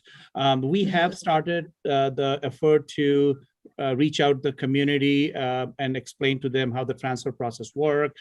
And one of the things which we have realized is that, we are bringing a specific STEM, engineering and technology project-based learning focus, which will be an add-on to the current system. And that system has gotten a lot of parents very excited, being that in this, the radius of like 2, 3, 4, even 5 miles we've gone out, we don't have schools that have a similar offering that's being projected for the population that of students that exist there. So as far as the excitement is concerned, definitely I think we will be able to boost enrollment, partly to share with what our success has been and what we have done with a similar demographic population of students and how they have flourished in that environment. We have seen that data for, like the data you were mentioning for last 2-3 years. And I think that's one of the big reasons for also why this shift will help us. There obviously going to be an increased funding that will come during this transition because we are a nonprofit entity and it was a for-profit entity that's being, and then we'll be able to apply for title funds and things like that. That allows us to further go and try to further drill down into the programs and provide more resources to the students. The last piece is we are keeping the core teachers as is, but there is a huge professional development piece that will take place throughout the summertime. And that's kind of what we are wanting. I'm sorry, I heard an echo. So that's what we are trying to implement in to make sure some of the things which are where the data gap is and where the teachers have need to be more successful, that gets met. There is also going to be a team that will work with the current teachers where we basically will make sure that, you know, the ideas we are trying to project and then the expectations that we have with the data, that does take place. So okay, so there's summer training. Is this the typical like week before or 2 weeks before school starts, or are teachers being required to come in, you know, an extended length of time for training to learn the new STEM program? No, so let's, there is that, but it's more extended. So let me cover that. So every teacher in elementary, all the teachers, they go through what we call a launch program training, which is essentially our Project Lead the Way STEM training program. And then all of them do that 3 days, and typically happens earlier, like in June timeframe rather than a July timeframe. And there is a backup for July timeframe. But then there are math seminars and seminars specific to English, the core subjects, which take place throughout there, specifically in a smaller subgroups that take place, and they are also done between June and July. What you are mentioning is like a week before the school starts. There's a 10-day program which we have, which is specific to you know, where we lay down the scope and sequences. We talk about the pacing calendars. We identify what our 9-week grading period looks like. We also do an identification program for every student. So there's an aptitude test that every student goes through that allows us to see where the gaps are. Now we are coming in from a COVID timeframe, so we are expecting a lot of gaps that need to be filled, but that allows us to see where the aptitude of the student is in all core subjects. And that's the identification process that helps us to start from day one. We do this every 9 weeks after every grading period is done, and that helps us to tweak the data. There is obviously a weekly assessment which takes place every Thursday that allows us to see the students that are falling back, because we obviously don't want to be at a 9-week cycle and, you know, trying to rectify after 9 weeks of school. So there is a weekly assessment that gets constantly tweaked, but at a 9-week time frame, there is again a professional development piece that kicks in, which basically allows teachers or arm the teachers with more things that they need to kind of continue from towards the next 9-week period. It's a constant process. It's not a one-time thing. And that's something which we work with them regularly. That's great. And so you mentioned that you're going to have this, you know, kind of summer training, and then there's a team that's going to continually train the staff, because I do agree that it's not a one-time thing, especially when you're talking about a program change and then also talking about addressing major data issues. So who's the team that's going to be, you know, consistently training these teachers, and are they based in Arizona? So I'm going to actually going to transfer Dr. Derek Love, who is actually out of Nevada, and he will be working specifically with Nevada and Arizona only. And he works on the curriculum team. Dr. Love, do you want to talk more about the process? Yes, thank you, Madam President. So we will continue to have a robust professional development training for our teachers in Arizona, and it's ongoing job embedded support in the areas of ELA, math, science, and social studies, also in the integration of the new STEM curriculum and that cross-curricular integration of that piece. And so we'll be using a 9-week assessment to take a deeper dive into the data to actually identify the strengths and weaknesses of our students, and then build remediations and supports to help them, but also building the capacity of the teachers as well in the area of effective instructional delivery. How do we build effective assessments on a weekly basis? What does that look like? And how do we drive that instruction in small groups as well too? And so looking at those and having that ongoing consistent training, not only with the teachers, but also the principal and the leadership team, looking at effective POCs, how do we operate those effective POCs and data dives, and then how do we operate those effective POCs and pedagogy and things of that magnitude. So that's how we'll continue to drive that instructional train and continue to drive the capacity and growth of the teachers as well and the instructional leadership team there on the campus. And so, Dr. Lev, if I'm correct, you're stationed in Nevada and you plan on staying there. Is that correct? Correct. And just traveling back and forth, working with the leadership team. Yes, ma'am. Okay. And so then will there be an Arizona team, that's doing the professional developments on site in person? Yes, that will be. Yeah, we will be Sorry, traveling. Yeah, I apologize, Madam President. We will be traveling as a team and providing that weekly and or biweekly instruction and support in that realm. And so it'll be a team of us from the SSS who will provide that support on a weekly or biweekly basis to the instructional leadership team and staff. Thank you. And does that team have any sort of history in Arizona state standards?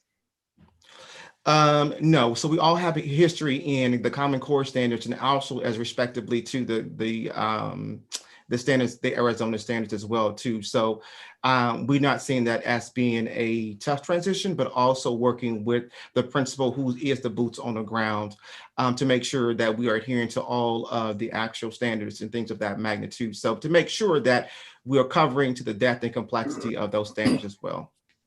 Right. And then I don't know if this question goes to you, Dr. Love, or someone else, so you can pass if you need to, but then talk to me about what you're doing for training the principal, right? Because if this principal is a principal that's been here under this leadership and we've gotten these results, and then I'm assuming that there needs to be training there as well. So what's happening with that?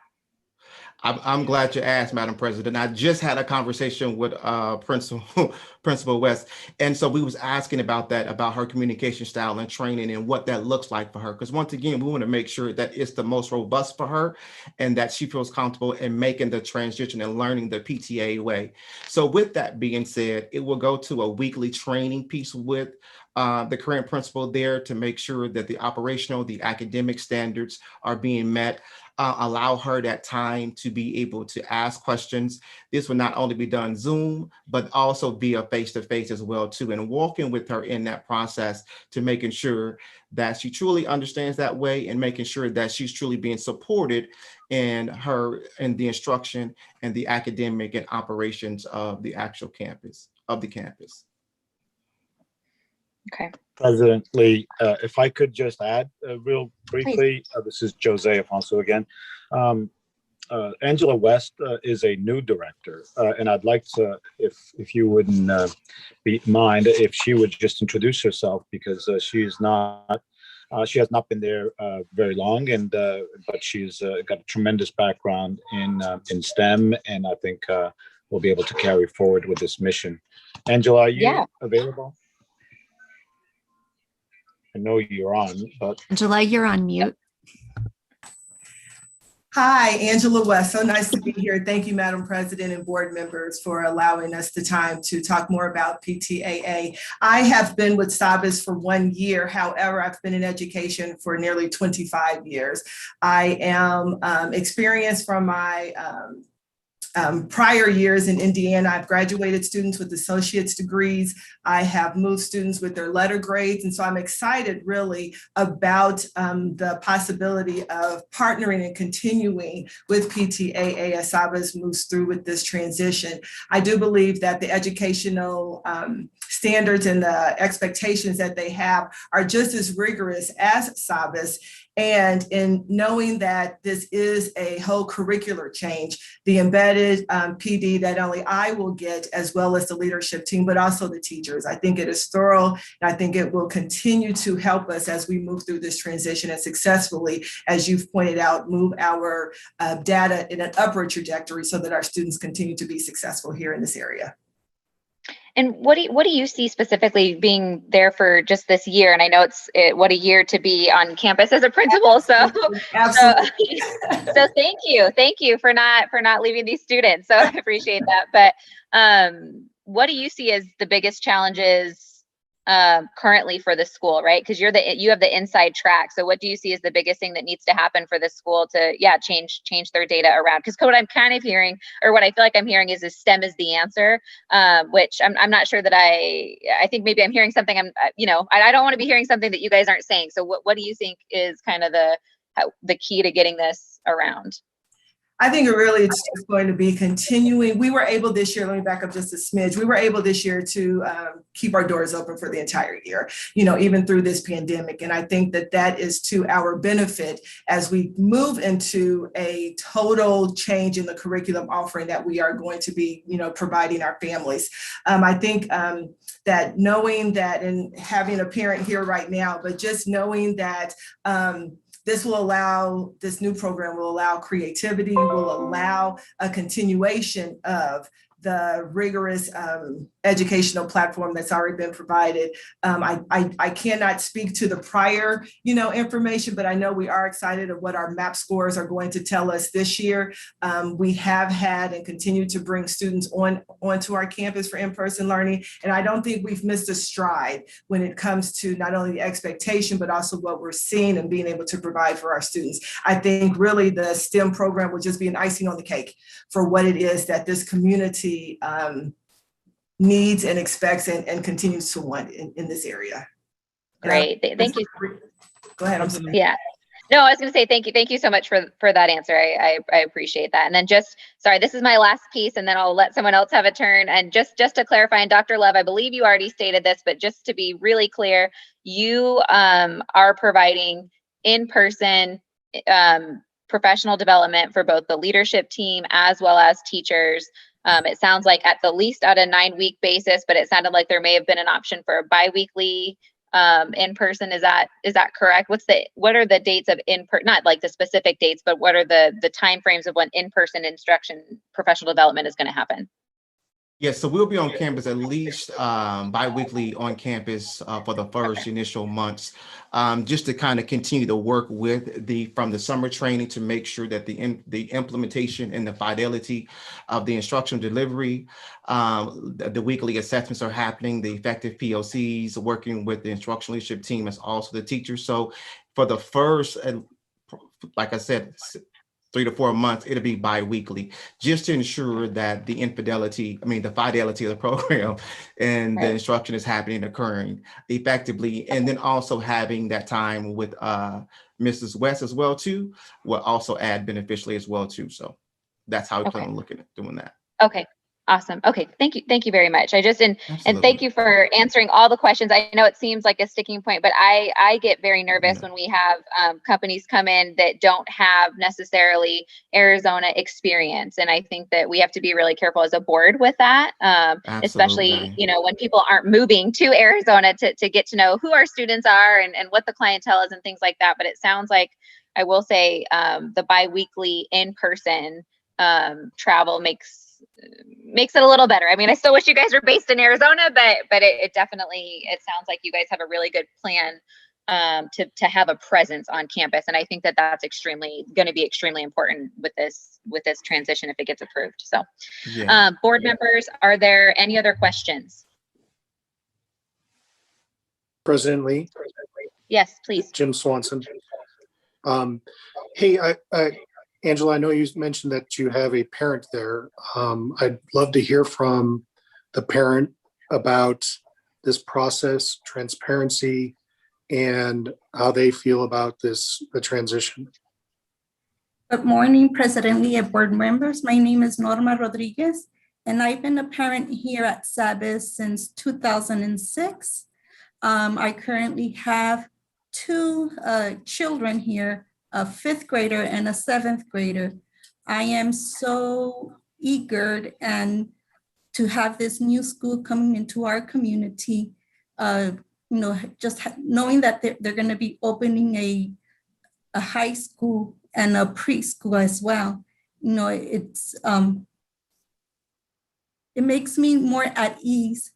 Now, I don't have to go look for a high school for my child, but I know that my child will be here into a high school. I'm excited for the new STEM program as well. This is something that we do not have close by in our community. And, it's really rewarding to know that a new program is going to be offered for us. Thank you very much. Sorry to put you on the spot. Thank you. Board members, any other questions? President Lee, I just have a question for staff. And so the alternative to what's happening right now would be really for potentially PEM to turn their charter back in and close the school, and for PTAAA to come and get a new charter, right? President Lee and Member Swanson, that is correct. Okay. And just hearing what has happened here, and I'll give Mr. Alfonso some credit. It sounds like there was a lot of care and concern for what you had, and you guys put a lot of work and diligence into finding a good solution. So instead of shutting down a school and requiring parents to go find a new place to go, you found, perhaps something that will work. You've been working with the parents, which is incredibly important to me. So I don't know if this is something that this board is going to be addressing as generations change and boards change, and how to do this. I don't know if there will ever be a gold standard, but you guys have done a nice job. Thank you. Yeah, thank you, Member Swanson. And I agree. I do really appreciate all the answers that you guys have given. I feel like you've addressed, I came in with some major concerns, honestly, in this agenda item. And after speaking with you guys and just hearing the plan that you have, I think it's very thoughtful, and I'm excited, and I'm hopeful for you guys. Board members, any other questions or comments? Okay. If not, then is there a motion?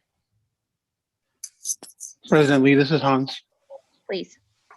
First of all, I want to thank you, President Lee, and Member Swanson for your questions and comments. I think they were helpful in illuminating the situation. So based on that, I move, based on the information contained in the board materials and presented today, to approve the request for a change in charter control as presented in the board materials today for the contract of Phoenix Education Management. Thank you. Is there a second? Second, it's Carol Crockett. Thank you, Dr. Crockett. With that, Aaron. Vice President Close. Aye. Superintendent Hoffman. Aye. Dr. Crockett. Aye. Ms. Rice. Aye. Mr. Stratton. Aye. Mr. Swanson. Aye. Ms. Wood. Aye. Ms. Yana. Aye. President Lee. Aye. Motion passes unanimously. All right. Thank you guys so much for being here. We really appreciate it. Thank you. Thanks. Okay. Moving on to item agenda J5, West Gilbert Charter Middle School, another AOI presented by Rachel.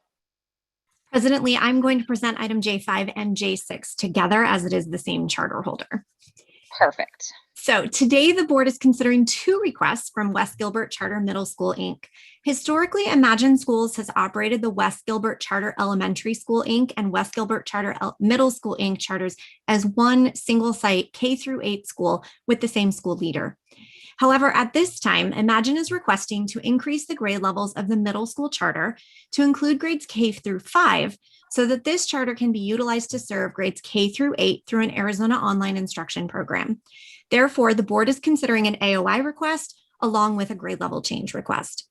The grade level change request does not meet the staff recommendation criteria, primarily due to low enrollment at the school in the current year, and the fact that the school did not perform at or above the average performance of nearby schools in ELA and math during the tested year of 2019. I'm available for any questions if you have them. Board members, are there any questions for Rachel? Okay, if not, then is there a charter representative here from West Gilbert Charter Middle School? If so, if you could unmute yourself at this time, state your name for the record, and then if you have any statement, now's the time. Good morning, President Lee. My name is Brad Uchaz. We'll see if the owl moves towards my direction here.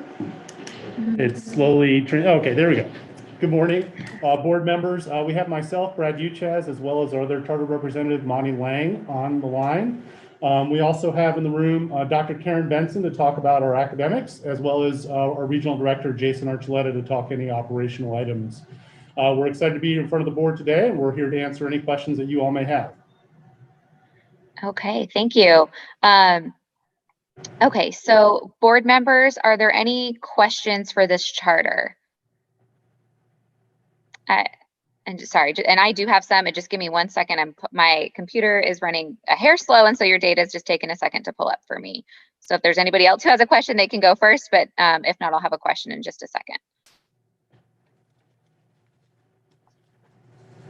Okay, so something that I wanted to talk about was, and we're going to talk about both things because you have the AOI and then you have the K-5. Can you talk to me a little bit about your data, right? Because that's one of the benchmarks that was not met. So if you could address that piece for me. Sure, I'll ask Dr. Benson to talk more about that subject, please. Thanks. Good morning, and thank you for hearing our applications and amendments this morning. I'm Karen Benson, and I get to serve as one of the regional academic directors at Imagine Schools. The data specifically that you might be referring to, we've got lots of data pieces in front of us here today, but one thing we did want to point out, if we look at our stability proficiency scores, our 3-year FAE kids, if you're looking at some of the same reports that we have in front of us, kiddos tend to do pretty well with us over time. If you are looking at the state report card that we have in front of us, specific to the middle level, our kiddos performed at over 80%, our 3-year FAE students. And so over time, that stability and that progress is important to note for us. It's also important, we wanted to unpack and peel back and better understand the change at grades 6 through 8, fiscal year 19. As was referenced in the introduction, our school, brick and mortar, during 2019 operated as a K-8 under one campus, and our K-5 students outperformed our 6-8 students significantly. So to unpack and better understand that, we went to work, took a look at our subgroups, took a look at the context, and made some changes to ensure that we were addressing that, which included more support in the curricular change that had happened year previous in ELA and math, more support to a small group of teachers at the middle level, change in PLC structure, and a change actually in assignment for the following year to make sure we were responding and getting back on track at grades 6 through 8.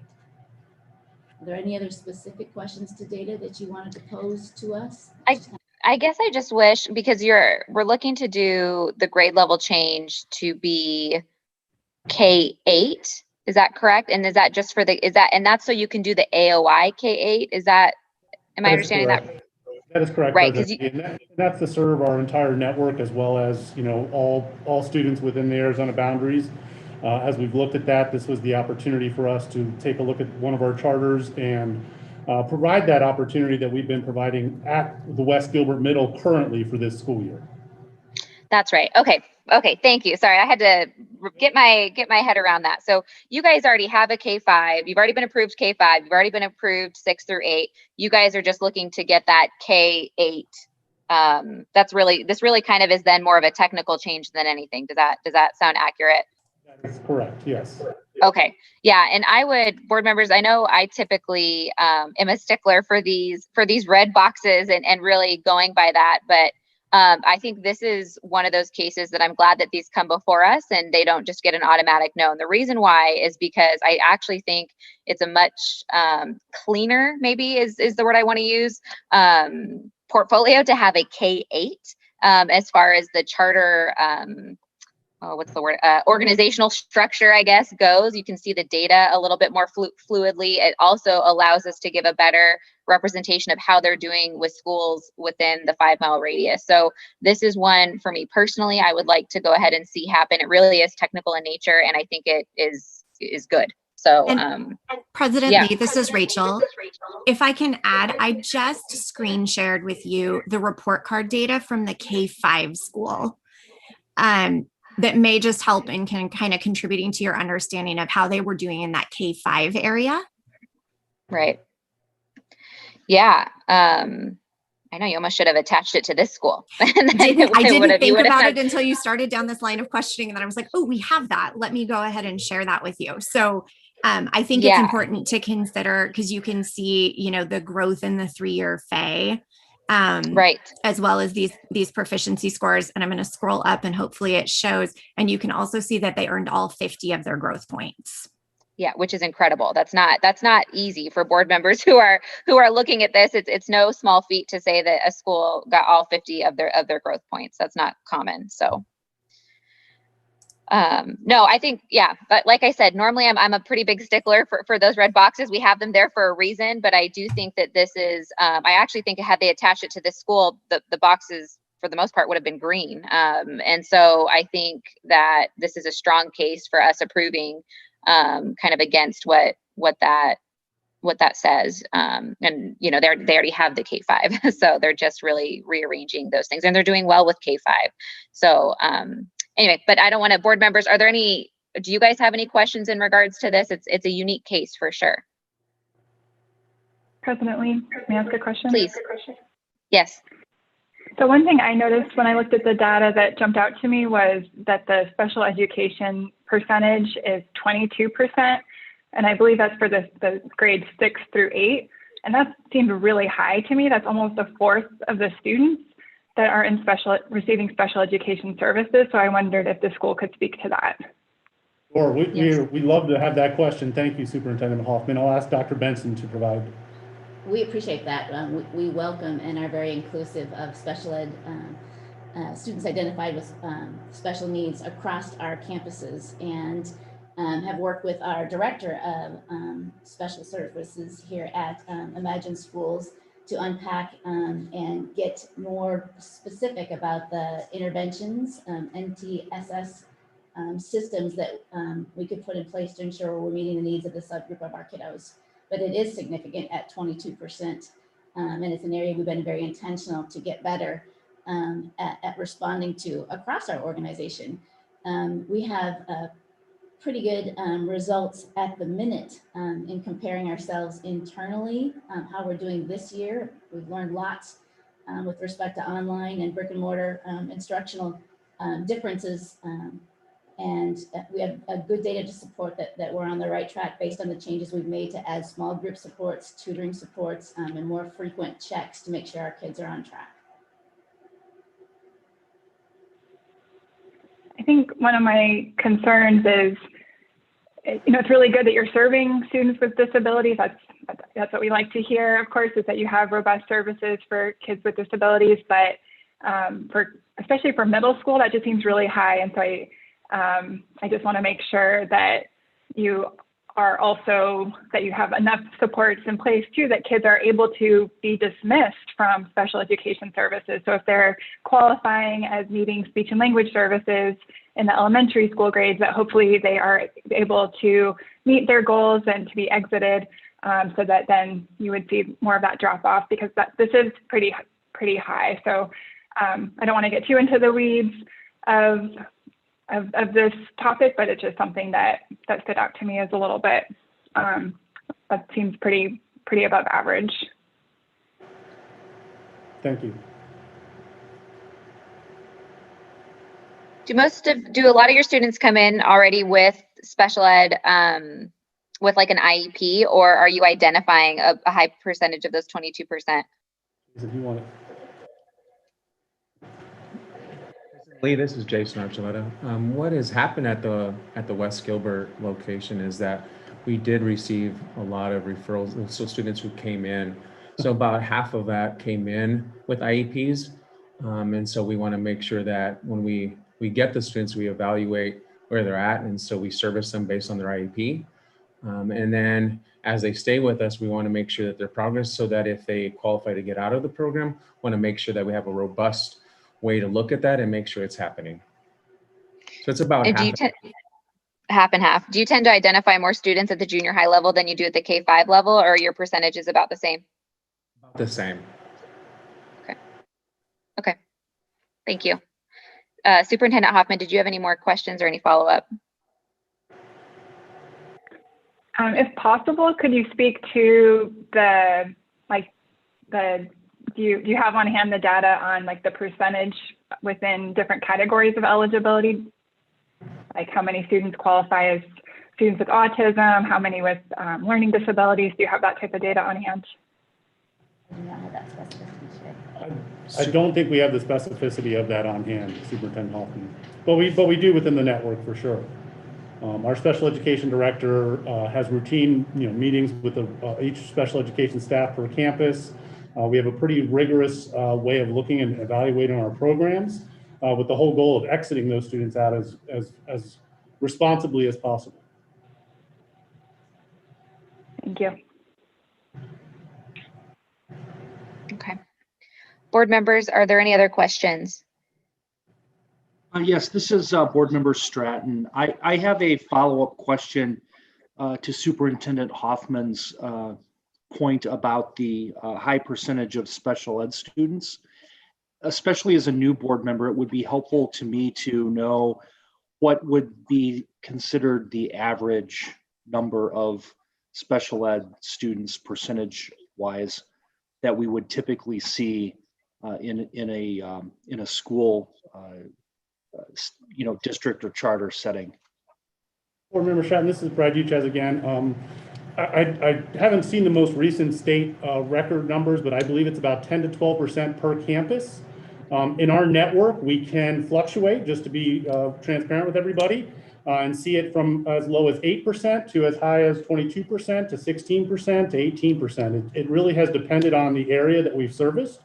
And as Superintendent Hoffman alluded to earlier, it's also our identification process, but also referrals that come to us from outside of our community that recommend our programs to families because of the robust way that we have to really operate.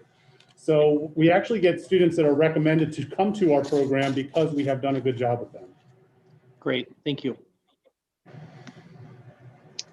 Yeah, another good tool, board member Stratton too, is the sub, like where the other schools are at with their SPED, and you can find that too on the page 5 of the summary sheet. We always look at that. So kind of within that 5-mile radius, we see other schools at 19%. Within the 2-mile radius, we see other schools at 16%. But I know board staff could get you the exact number, but I can't remember either if it was, I think it's 12% is the current, or was the FY20 state average. But I would want confirmation before swearing to that.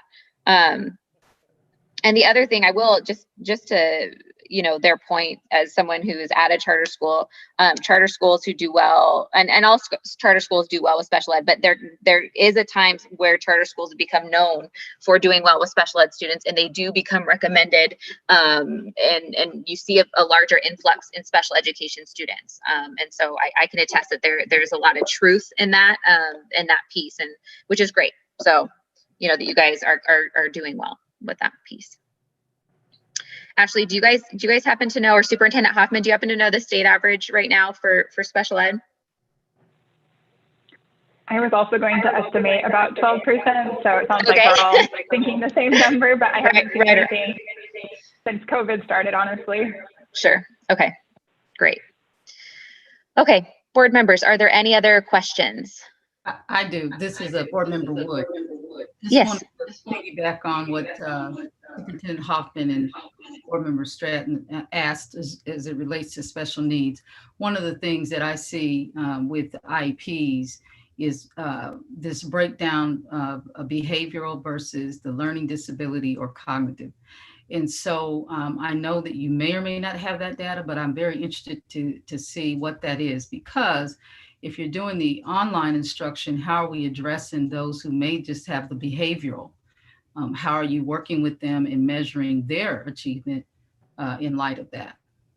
Sure, and that's a great question. I'm actually going to ask Dr. Benson to elaborate on the way that we're approaching our students online, if she could, please. Thank you.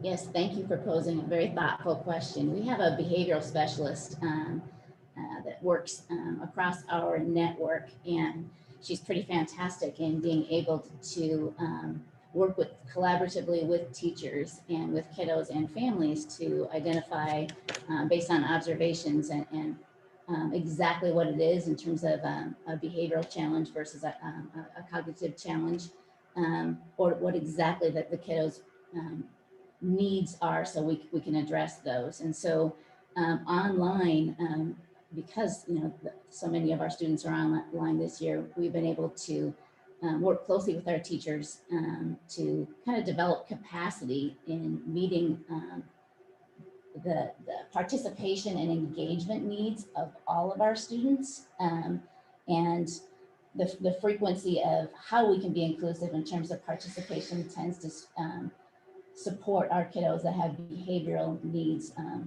with students that identify themselves or present with special ed needs behaviorally. Yes, what in addition to that, I would just mention that we also have a group of six counselors that have worked throughout the pandemic with online counseling. So across our network, we've provided opportunity and support for those students through a counseling means as well. Thank you. That's great. Board members, any other questions? Okay, if not, is there a motion? President Lee, this is Hans. Yes. I move based on the information contained in the board materials and presented today to approve the request to amend the charter contract of West Gilbert Charter Middle School, Inc. to add a probationary online school under ARS 15808 to serve grades K through 8 beginning in FY 2022. Is there a second? Second, this is Carol Crockett, sorry. Thank you, Dr. Crockett. And Aaron, please. Vice President Close, Aye. Superintendent Hoffman, Aye. Dr. Crockett, Aye. Ms. Rice, Aye. Mr. Stratton, Aye. Mr. Swanson, Aye. Ms. Wood, Ms. Wood, Aye. Ms. Yana, Aye. President Lee. Aye. Motion passes unanimously. Okay, thank you. Thank you guys for being here. And Hans, I apologize. We got both in both motions in. Is that correct? Or do we need to do the second one? I just did the AOI. The first so I one. can do the second Perfect. one, yeah. Okay, yes, please. Okay, so I move based on the information contained in the board materials and presented today to approve the request to increase the grade level served by West Gilbert Charter Middle School, Inc. to K-8 beginning in FY 2022. And is there a second? Second, Carol Crockett. Thank you. And Aaron? Vice President Close, Aye. Superintendent Hoffman, Aye. Dr. Crockett, Aye. Ms. Rice, Aye. Mr. Stratton, Aye. Mr. Swanson, Aye again. Ms. Wood, Aye. Ms. Yana, Aye. President Lee. Aye. Motion passes unanimously. All right, now you guys can get out of here. Thank you guys so much for being here. Thank you. All right. Okay, moving on to item K, and we've already considered K1, so we're going to go to K2, Freedom Academy, presented by Rachel. Freedom Academy, Inc. submitted a charter renewal application package on February 20th of 2021 to continue operation of Freedom Academy with a current enrollment cap of 720. Freedom Academy serves grades K through 8 in Phoenix, Arizona. As part of the renewal process, staff conducted a virtual academic systems review of Freedom Academy on February 9th, 2021.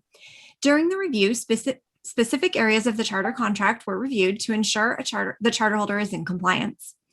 As a result of the review, the charter holder was required to submit an identity verified prints or IVP fingerprint card for several staff members and one board member, an updated website link and screenshot of the required online notification of meeting notices, and an updated family handbook demonstrating compliance with issues related to enrollment, attendance, and withdrawal processes.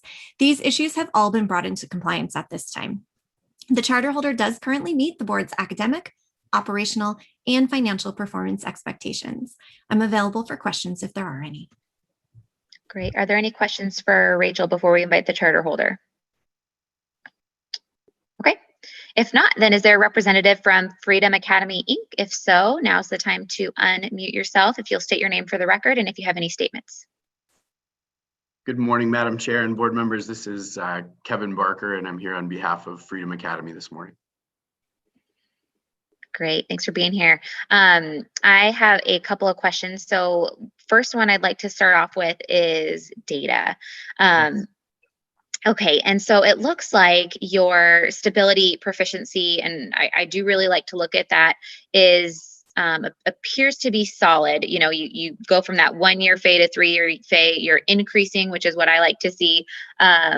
I am interested, you have a decrease in your 2 year FAE. Do you have any idea what could have caused that? Because you do then increase above your 1 year FAE in year 3. So I'm just curious on what your thoughts are on the 2 year FAE decrease.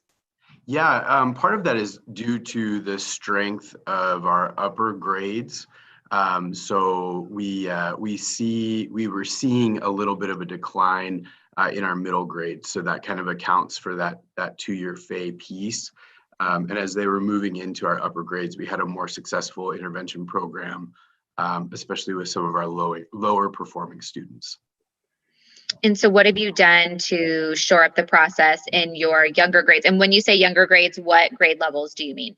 It was actually more of the middle grade. So we're talking 4th grade and 5th grade. Although 5th grade for last year was significantly better. We've moved some staff members around. And we actually, this was a really interesting renewal. It was a year of firsts for us. I went over last year to assist on the campus. We had a first year principal. This was her first review. We just brought in a reading interventionist. I would say more the story of interest for us in the data is that we tend to grow our highs very well. And we were struggling with some of our lower performing students, so the intervention piece. In looking at historic data, what we really found was that was as a result of a pretty significant change in our demographic, and our systems just were not prepared for that.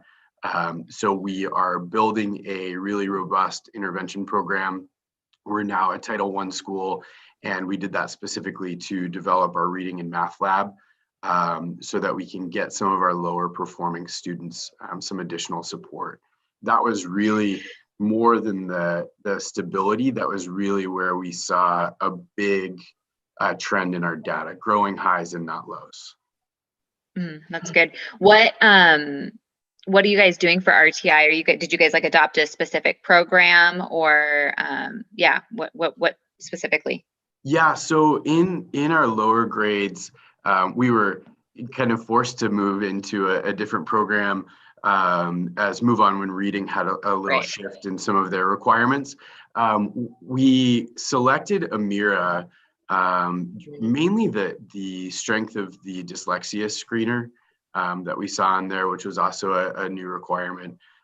So just keeping us in compliance. But the kids are really starting to enjoy it. It's something completely new for us. So that was one of the big changes.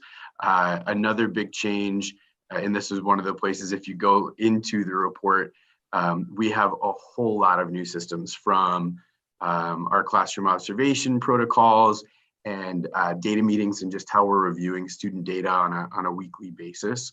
And so there's really a lot of small changes that we've made that really amount to a lot of, it's kind of nice that we do have a new principal on campus, because it would be a complete retrain for our old staff. Right. And so I think that's great. And that yeah, I think one of the benefits actually of Move On When Reading is a lot of schools had to adjust, right? And look and see what to get that's different. And so I'm glad to hear that you guys have done that. Have you implemented Amira this year? We did. We implemented Amira this year, and it was funny. I was reading through the report, and our interventionist that came in for reading, she actually wasn't with the school at the time. So she was like, yeah, we selected Amira. I don't think she was very clear as to why, and she was definitely not a part of that process. But we did get together as a team and sit down and look at the pieces that we needed to have for our kids in our school. And again, the dyslexia screener was one of the key aspects. But we also just kind of looking at the interface thought it was really approachable for our students.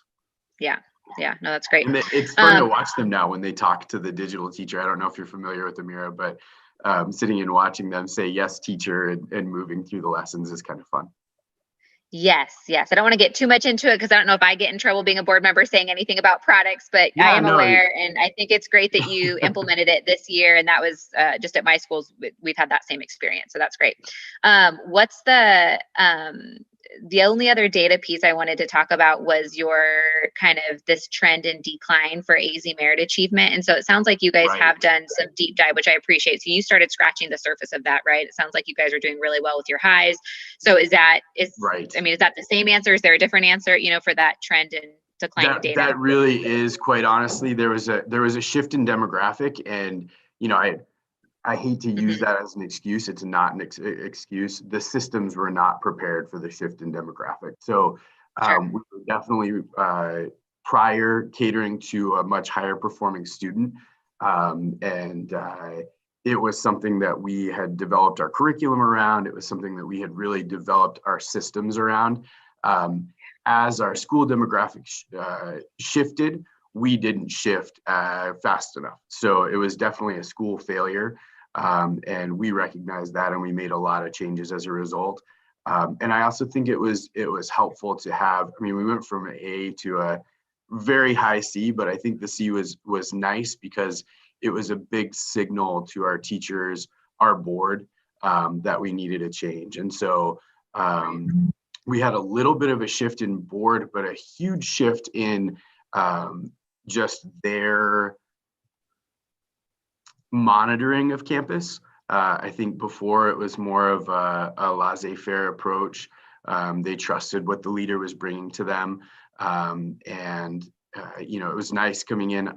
I didn't know any of the board members at the time that I came on, and just seeing them shift from that level of absolute trust to, hey, we really need to dig into this. So the board meetings have been a lot more successful. It's been great having new leadership on campus, the campus leadership. I wish they could be here today. I know Jen would be scared to death, but she's actually proctoring AZM2 at the moment. So I figured I could let her off the hook. Great. Okay, so just to shift a little bit off of data, and I appreciate those responses. It sounds, I like to hear that charters have analyzed the data beyond what's just been thrown in front of us. So I do appreciate it. Sounds like you guys have on your own been analyzing the data and been coming up with a response to that. So I appreciate that. If you can see the wall behind me, we're sitting in front of a data wall, and we have implemented the data wall on campus. And it's something that our teachers, we meet in this room consistently and go through a pretty strategic agenda that walks through student performance and just how we're addressing student performance. Great.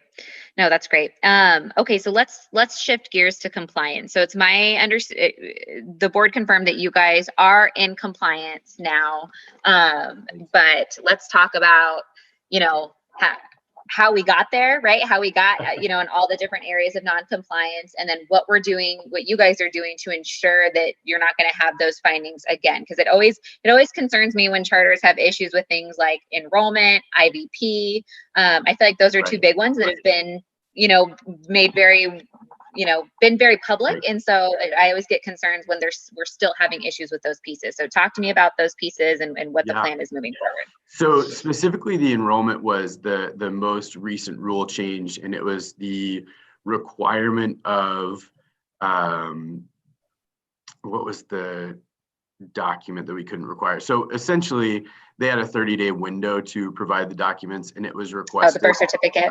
It was, however, not required in actuality, but it was in written policy. And so although we could provide instances where we had accepted the birth certificate later into the window, changing the specific policy and the language, and we agreed that that was important. Although in practice it was being followed, and we did know the law, it was written differently. And in looking at the handbook, we were going through a leadership transition. We didn't anticipate COVID, and so we did a leadership transition, charter holder transition. We're essentially rebuilding systems, and COVID hit, and so it was a really challenging year. So we've redesigned, as we kind of talked about earlier, all of our systems in the last year and a half, and it wasn't really the right time to do that, but sometimes you don't have a choice. So one of our other problems, so if you look down in the report, we didn't have access to some of the paperwork from the former leadership team. It's not that it doesn't exist, we just don't know. So things like prior year evaluations, we know they were done, we have the tool, the current principal was evaluated on the tool and had seen it, we couldn't find them. The same was true for some of the other items. And then, some of the IVPs were, they were not IVP fingerprint clearance cards, they were other fingerprint clearance cards. So that happened in 2 instances. And what's your process for the IVP? Because obviously that's 2 things you need to check, right? Are they expired? Right. Are they what type? So right. What did you guys do to fix that process? Yeah, so we have a spreadsheet, and now it's verified, and the IVP number is written in, as well as the expiration date. And we put a calendar reminder where we have Google Calendar. So we put a calendar reminder in 2 months out and then 1 month out to remind us. We also do the same with certificates. Okay, good. Okay, so it sounds like you have put processes in place. It still makes me a little nervous, but I appreciate that you guys aren't up here because you had a delay in responding to the board. And it sounds like, you were able to get all of that taken care of. You have processes in place. And Ashley, what's the precedent for potentially having another compliance review next year, just to ensure that those pieces have consistently been taken care of? We do reviews for charters that we do have concern with. So if it is the will of the board to do another review next year, we may do that. Okay. It sounds like there's systems in place, but I personally would feel better just there being another review next year. And it sounds like it'll be a nice pass because you guys have all the things that you need. But I personally would like to see that happen. So I don't know if we need to vote on that or if it can just happen, or if we need to vote on the motion first. This is, you can add it to your motion if you would like. Okay, perfect. President Lee, yes. This is Carol Crockett. I completely concur with that action. I think it's really important that we do that. And I particularly, for some reason, I think personally, I like to see Title I schools held to a very high standard, just because I think the children deserve that. So I wish you good luck going forward. It sounds like you've made some great improvements, and we're looking forward to a great report next year. And we're very amenable to that. We completely understand this was definitely a transition, new leadership, new systems. So the review happened at an inopportune time and during COVID on top of it. So we would have no issues, and in fact would welcome it. We wish it happened next year to begin with. Sure. Okay. Well, thank you so much. We appreciate that. Okay. So board members, are there any other questions? Sure. This is Board Member Stratton. I would also be supportive of the follow-up review. But I did want to make a general comment, that it's very refreshing as a new board member to hear an applicant acknowledge the areas of weakness and the failures, and take responsibility and clearly articulate the steps that that the charter is taking to move things forward. And that gives me a great deal of confidence as a member voting for this. So thank you for addressing those concerns head on. Appreciate it. Yeah. Thank you for your kind words. We appreciate that. Yeah, I agree. Okay, any other board members, any other questions or comments? Okay, if not, is there a motion, and could we make sure that that motion includes the compliance visit for next year?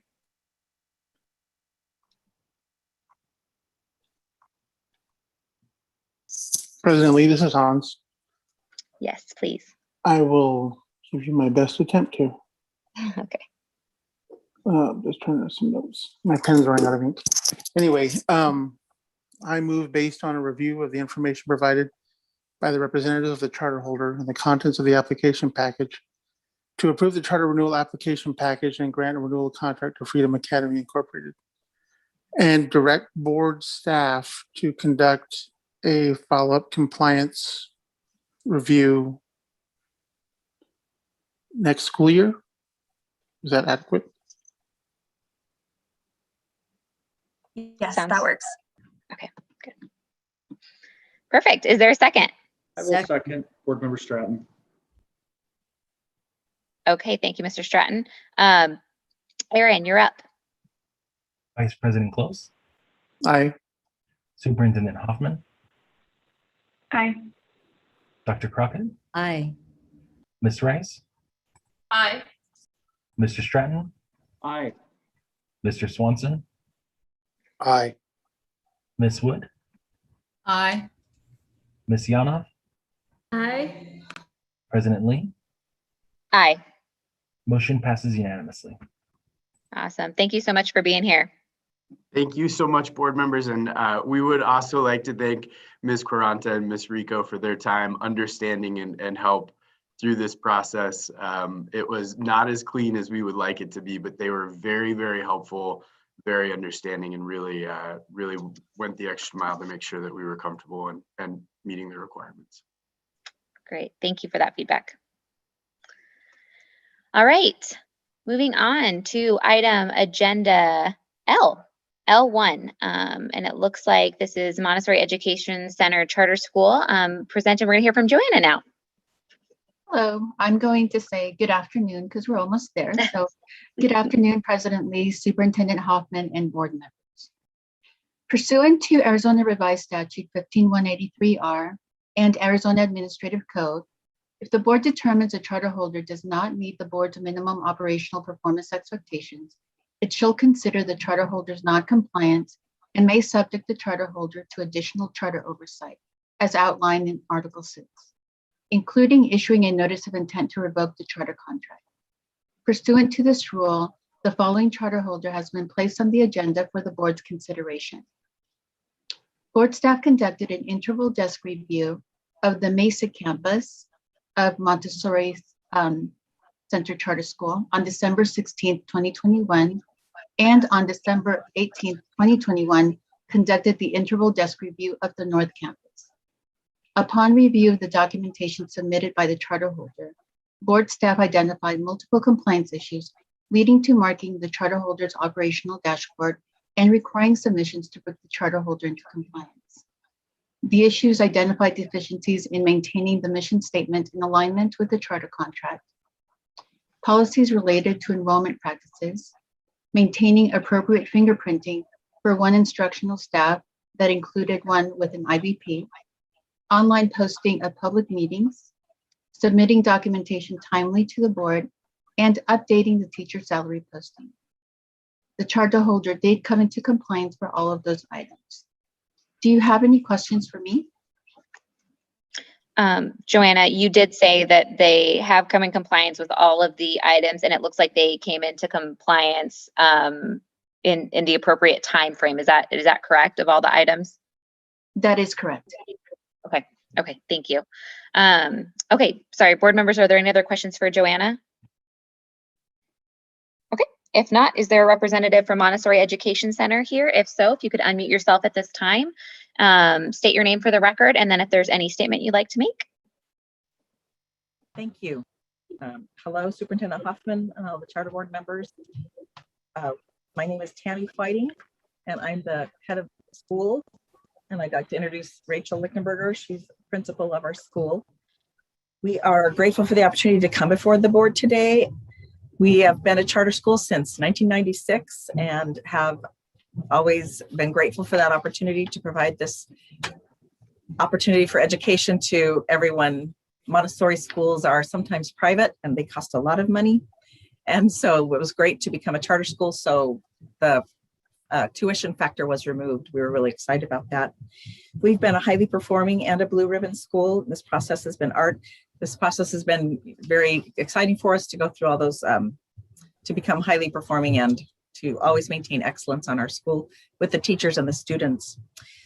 This process of the review was arduous and enlightening for us.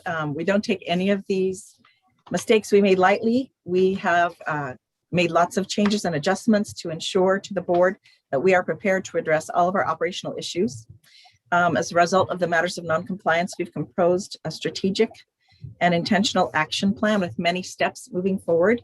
And our principal, Rachel, will address some of the other items.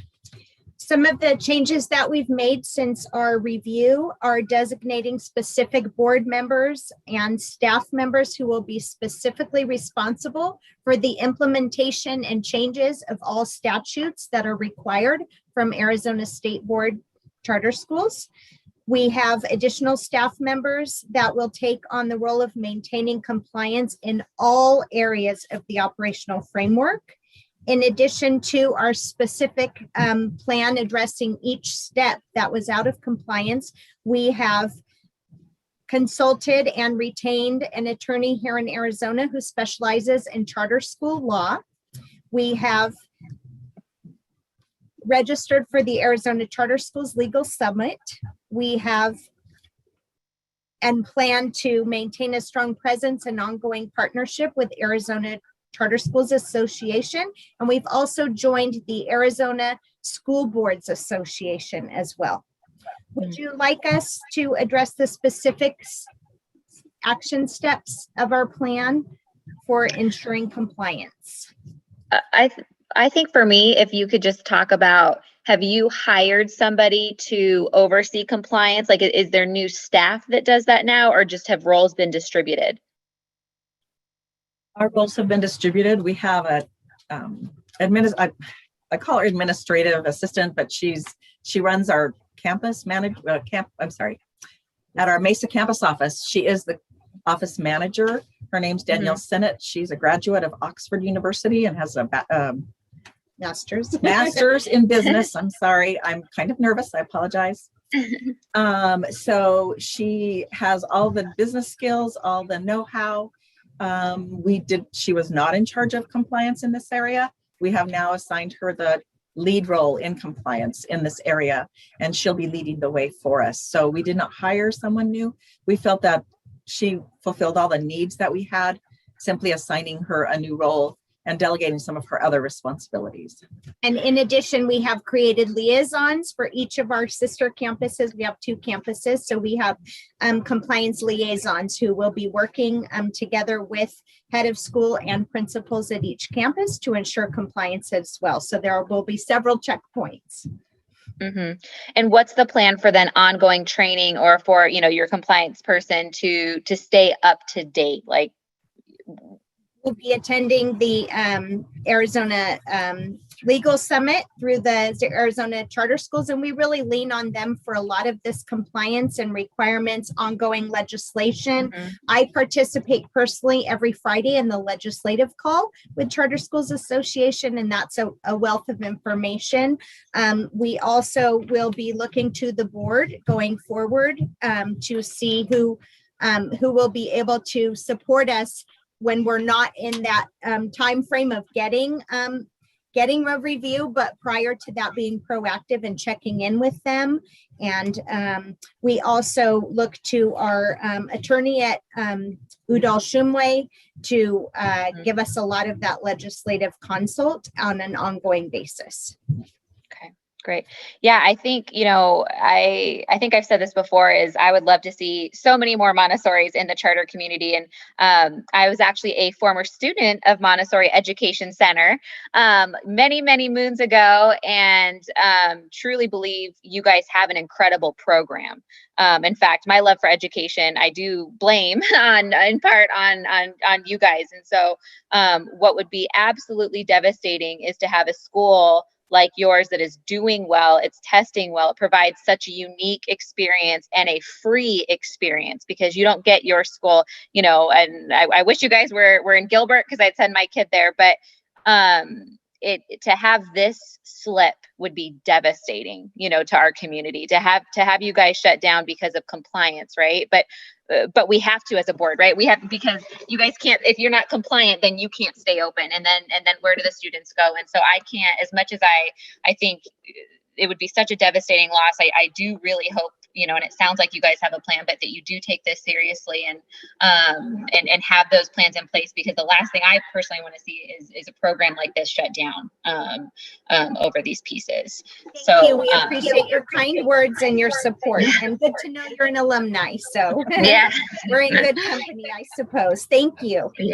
Yeah. But that being said, I definitely don't want to see you guys here again for these reasons. And so board, I don't know where you're at. I'm not sure that I'm ready for a closure, but I definitely think a consent agreement is what we've typically done in the past. So we can ensure that this doesn't happen again, and that we can take action if it does.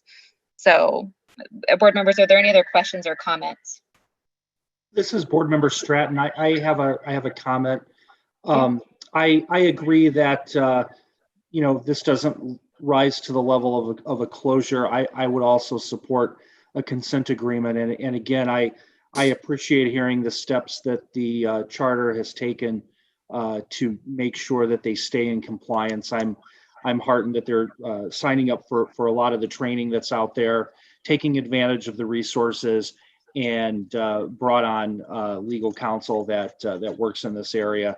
I think those steps will go a long way in ensuring compliance, but it is one of those things. I think so many times, it's easy to focus on the educational mission, and that's great. That's why everybody's here. But these operational considerations are every bit as important in making sure that we have quality schools. And so I wish you the best of luck going forward. Are committed to staying in compliance. That is our goal. And even like you said, we pay so much attention to the educational opportunities, and COVID has presented so many challenges that when we were but we're definitely focused on operational. We have all the systems and staff. We are set it in place and ready to move forward and stay in compliance from today forward. Well, from whatever day we were in compliance forward. 129. 129. Great. Great. Board members, are there any other questions? President Lee, Jim Swanson. Please. It's really kind of a question. I've heard what you've done and where you're going. But looking at the dashboard, which I would just say is a complete operational meltdown, what happened? And is there a lesson in this for other charter schools? Appreciate that question, and I'm happy to address it. Our mission statement was not in compliance with the one on the charter board, and I have to state it was one word. We had the word secondary, and we had closed down our secondary program. So we submitted an amendment, removed that one word. We were in our enrollment policies, we had gone over them with a fine-tooth comb, but there was wording that we got wrong on that. Fingerprint clearance card. We had one staff member, she had a fingerprint clearance card. It was not an IVP. So we now it was our, again, understanding clearly was, and we're very, very clear. And again, we realized that we were not clear evidently at the time, the response, the level, the exactness that needs to be achieved. But we're very, very aware now, and it will never happen again. We can guarantee that. We have staff members in charge of that. So open meeting law displayed on the website appropriately. It was displayed. It was not considered displayed. Highly visible Thank or you. accessible, easily accessible as they would like. Highly visible, I believe is what it was. School change. We have it offered up through 7th grade on our North Campus. We had subsequently closed 7th grade and have not updated. Again,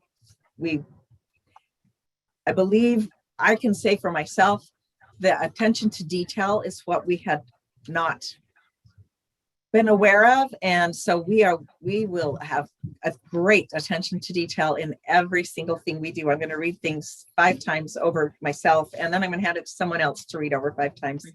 We also have a teacher salary posting, and I need to, so that was my misunderstanding. I assumed that they wanted it posted so that it started with the very first year, because the whole, when Governor Ducey said, we want to have 20% by 2020. So I continued posting the original information from the original school year. Well, that was unacceptable. So what I should have been posting was what was exactly required on my budget page. Again, I did post what they needed, but I didn't post exactly what they wanted. And that was my mistake. I own that. All of these were my mistakes.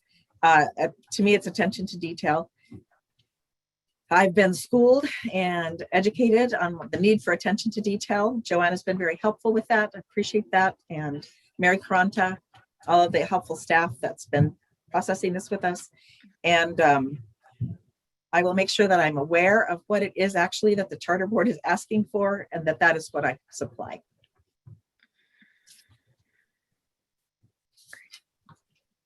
Does that address your question, Board Member Swanson? Yes, thank you.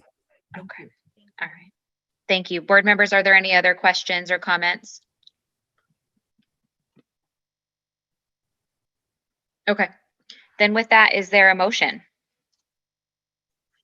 President Lee, this is Hans. I'm going to go ahead and make a motion for a consent agreement.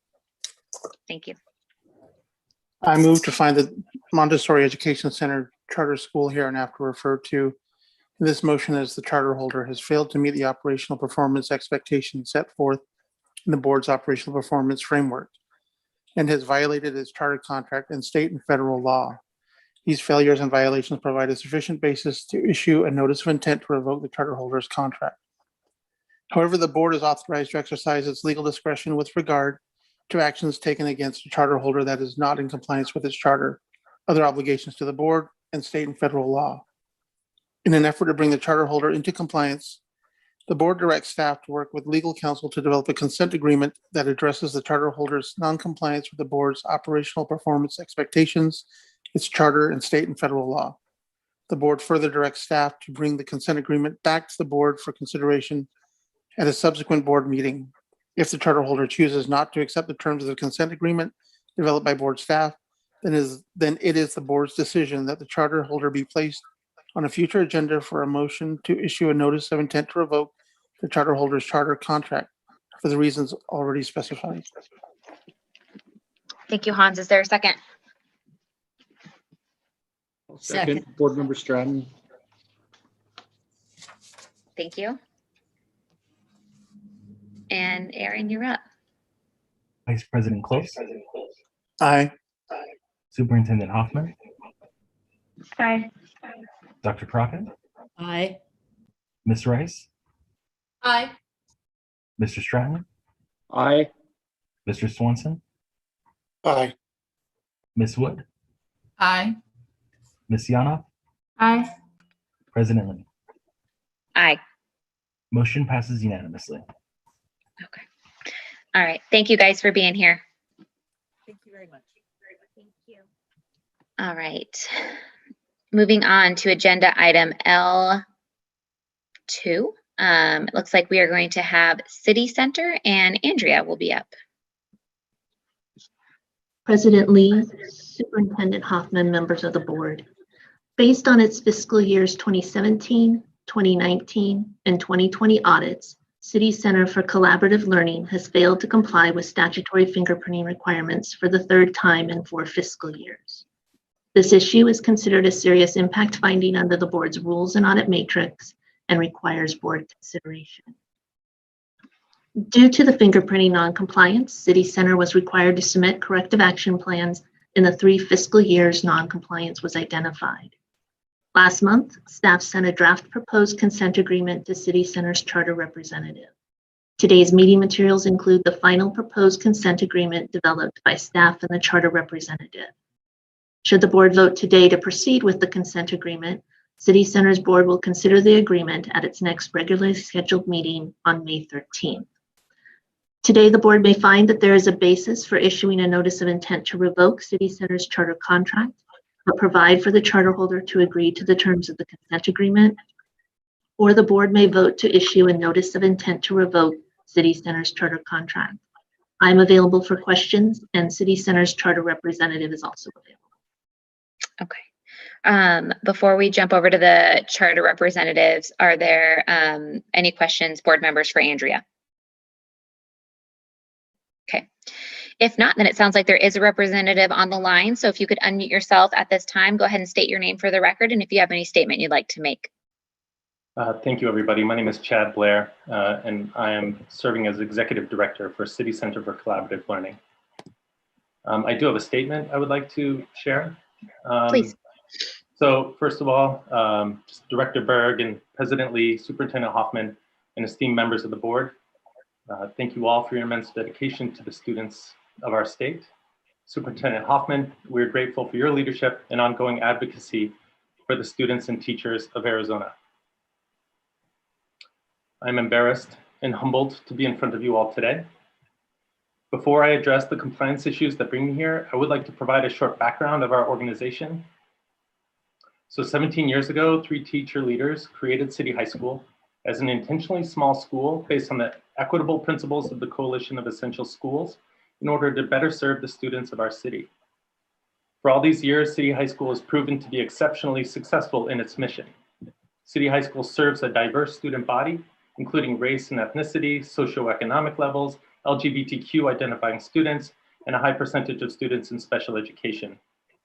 Students engage in rigorous academics with an emphasis on the cultures and resources of Arizona using place-based learning. City High has earned a B rating 2 of the last 3 years, and also consistently scores very highly on the Educational Equity Index, which measures how well students from low-income families are achieving in schools. In fact, in 2017, City High School received the highest score of any school in Tucson. 16 years ago, Palo Ferry Freedom School was founded in Tucson by 2 different teacher leaders. Palo Ferry Freedom School is also an intentionally small school where students are fully seen and valued for who they are, where students are taught the 21st century skills of collaboration, creativity, critical thinking, communication, and media and technology literacy. Palo Ferry Freedom School has environmental sustainability, social justice, expeditionary learning, and project-based learning at the center of its philosophy and curriculum. In 2018, Palo Ferry Freedom School University earned an A grade, and in 2019, it was recognized as an Arizona Civic Engagement School of Excellence. 7 years ago, a second Palo Ferry school was opened, and the 3 schools merged into the LEA of City Center for Collaborative Learning. In addition to operating 3 small schools, City Center also operates a professional development center that serves educators across Southern Arizona.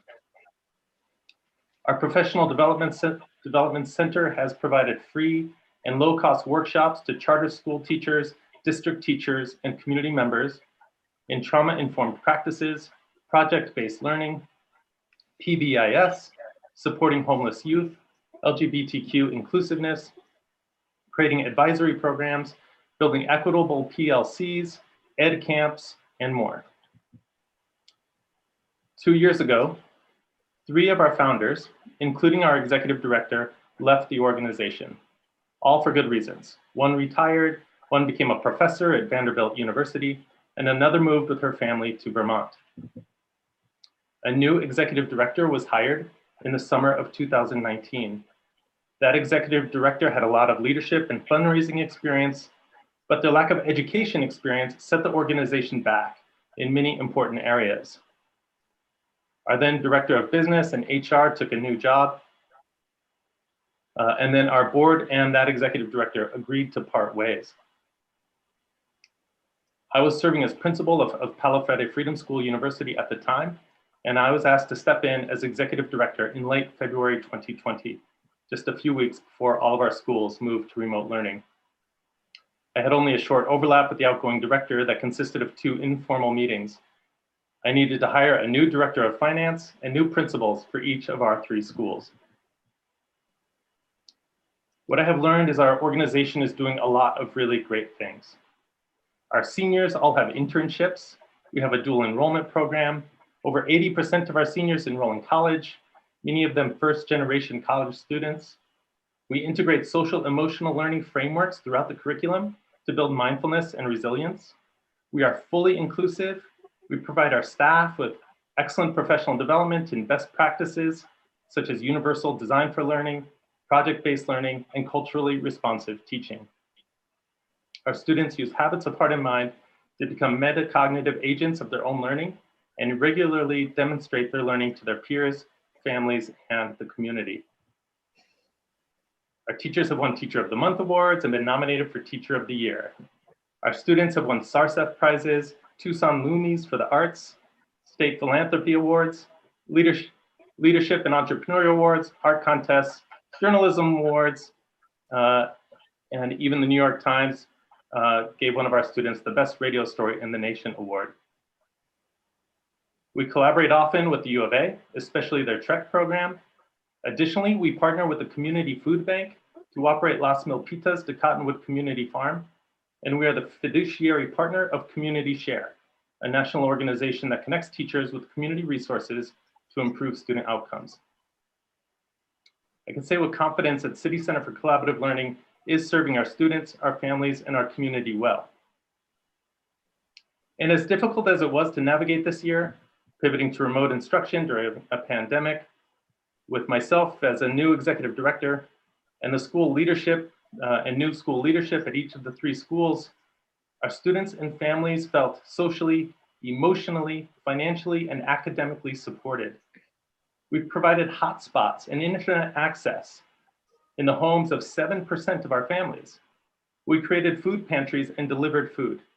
We did weekly check-ins and home visits with all of our students and families to see if they needed any academic, emotional, or material supports.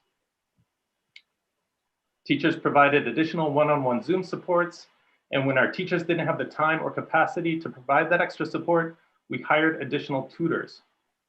We added additional elective and extracurricular options to our schedule so students could be in digital community with each other and stay connected. Our advisors made weekly and sometimes daily contact with our most impacted and vulnerable students. In a survey of our remote learning program, 90% of families said they were satisfied or very satisfied. And 99% of families said their student's advisor had been helpful or very helpful during remote learning.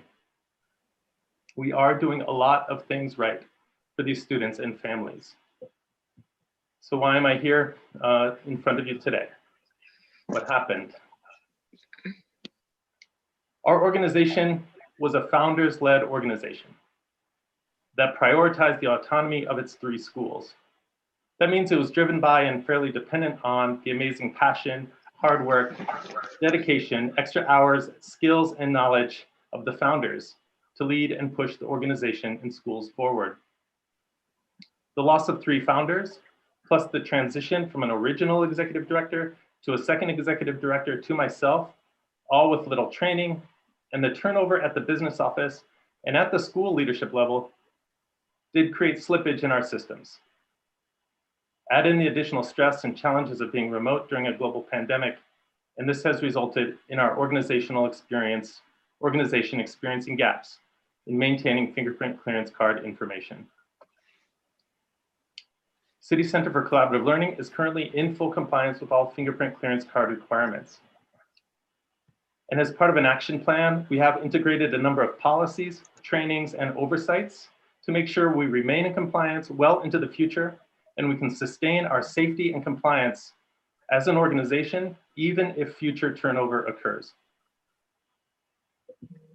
The action steps we have already integrated. I have completed my first year in the U of A's Educational Leadership Graduate Program to get certified as a superintendent. We have worked with Ms. Leader and other ASBCS reps and our attorney to create a thorough process for ensuring compliance. I have moved us from a school-based hiring process to an organizational approach. This means all candidates will be interviewed and vetted in a thorough and consistent manner to make sure any potential hires all have the required certifications and documentation, including their IVP fingerprint clearance card. All new hires, contractors, substitute teachers, tutors, interns, non-parent volunteers, therapists, counselors, contractors, subcontractors, vendors, and anyone else having direct contact with students will have to be approved by the central office, and all documentation will need to be on file at the central office before being allowed on any campus. All FCC documentation will be filed at the central office and checked weekly as part of our regular payroll and accounts payable processes. Approval sheets will be documented with 2 oversight signatures. I have already conducted trainings with our central office personnel and school administrators on fingerprint clearance card compliance. I have scheduled quarterly professional development sessions with all teaching and support staff so we can review all compliance policies with them. I've conducted cross trainings with additional school administrative staff so they can also serve in a compliance and oversight role. I have created and scheduled monthly compliance meetings with the ED, HR, compliance reps, and school administrators with a specific emphasis on fingerprint clearance cards and dashboard compliance, and to review and calendar any upcoming fingerprint clearance card expiration dates. And I've also added monthly compliance reports to the Board of Directors agenda. The compliance reports will be signed by myself, the HR director, and a compliance officer. Additionally, the business office and I are in the process of purchasing an online managed HR system to add an additional level of automated oversight.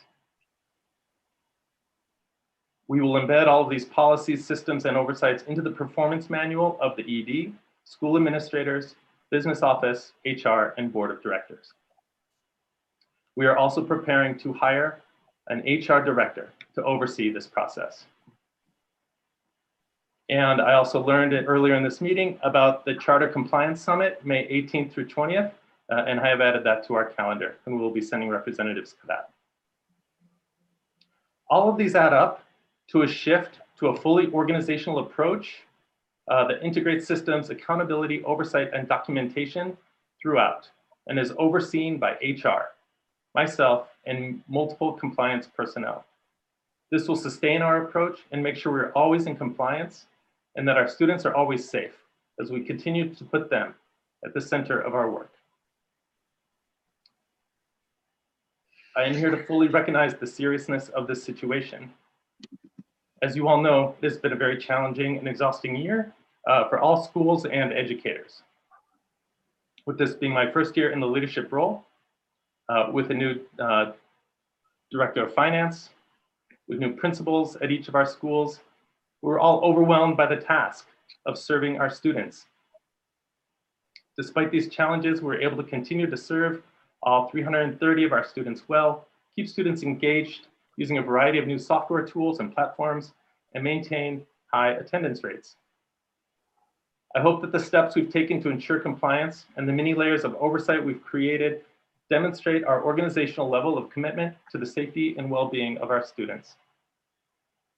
Our 50 teachers, counselors, support staff, and school administrators have worked tirelessly to build 3 rigorous, supportive, inclusive, compassionate schools with a long record of academic success. Every year, there are many students and families who share with us that they do not believe they could have been as successful anywhere else. Your vote for the consent agreement means we will be able to continue operating these amazing schools, our professional development center, and our community engagement projects that serve some of the more vulnerable and marginalized students and families in our community. Protocols, resources, organizational knowledge, supervision, and oversight are all in place to maintain fingerprint cards and ensure the safety of our students and community. Our board is prepared to approve the consent agreement, and I promise I will not be in front of you again for this or any other compliance issue. Thank you all very much for your time. Thank you for that. So I do have a couple of questions in regards to some of the compliance issues. So I understand a big part of this was the IBP, and that you had issues in FY17, FY19, and FY20 for IBP issues. Is that correct? Those were, I think that those were not IVP fingerprint clearance cards. Those were just that at the time of the audit, we did not have those on file. So okay, they were up to date and valid, and we just needed to maintain those records better. Okay, and was there a corrective action plan put in place in FY19 due to the IBP issue? For the organization? Yeah. In 2019, a general statement or policy was created for the organization, yes. So what was the disconnect or what was lacking in that policy? Because then obviously in FY20, there were even, there was an increasing trend of issues. So what was the... Yes. Well, I think the change in leadership and the lack of continuity in leadership in the organization. And I also, the biggest thing is the 3 schools had been storing and maintaining those records as part of, at the school site level. And so the big shift now is to bring those all into the central office, including, elective teachers, contracted employees, et cetera. And then to have the weekly approval oversight process and the monthly oversight process with the school board. So was there ever a time in which somebody had an invalid card that was with a student? There was never a time when a teacher had an invalid card with a student. There was a previous teacher who, after they left the organization, their card became invalid, but not while they were at our organization.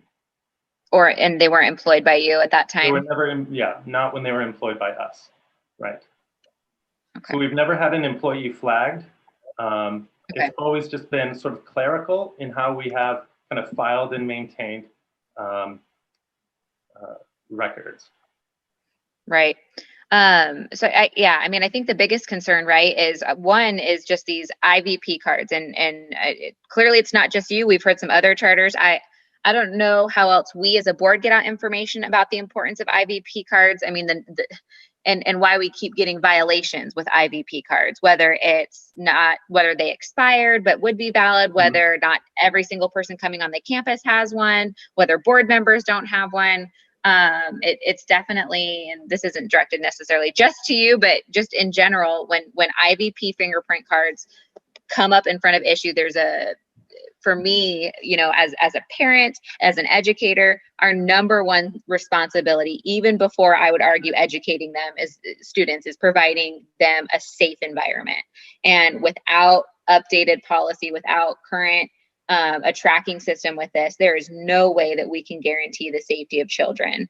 And I feel like the IVP card is one of those that should never be before the board, because it's not a policy that's changed. It's a policy that's been very drastically changed.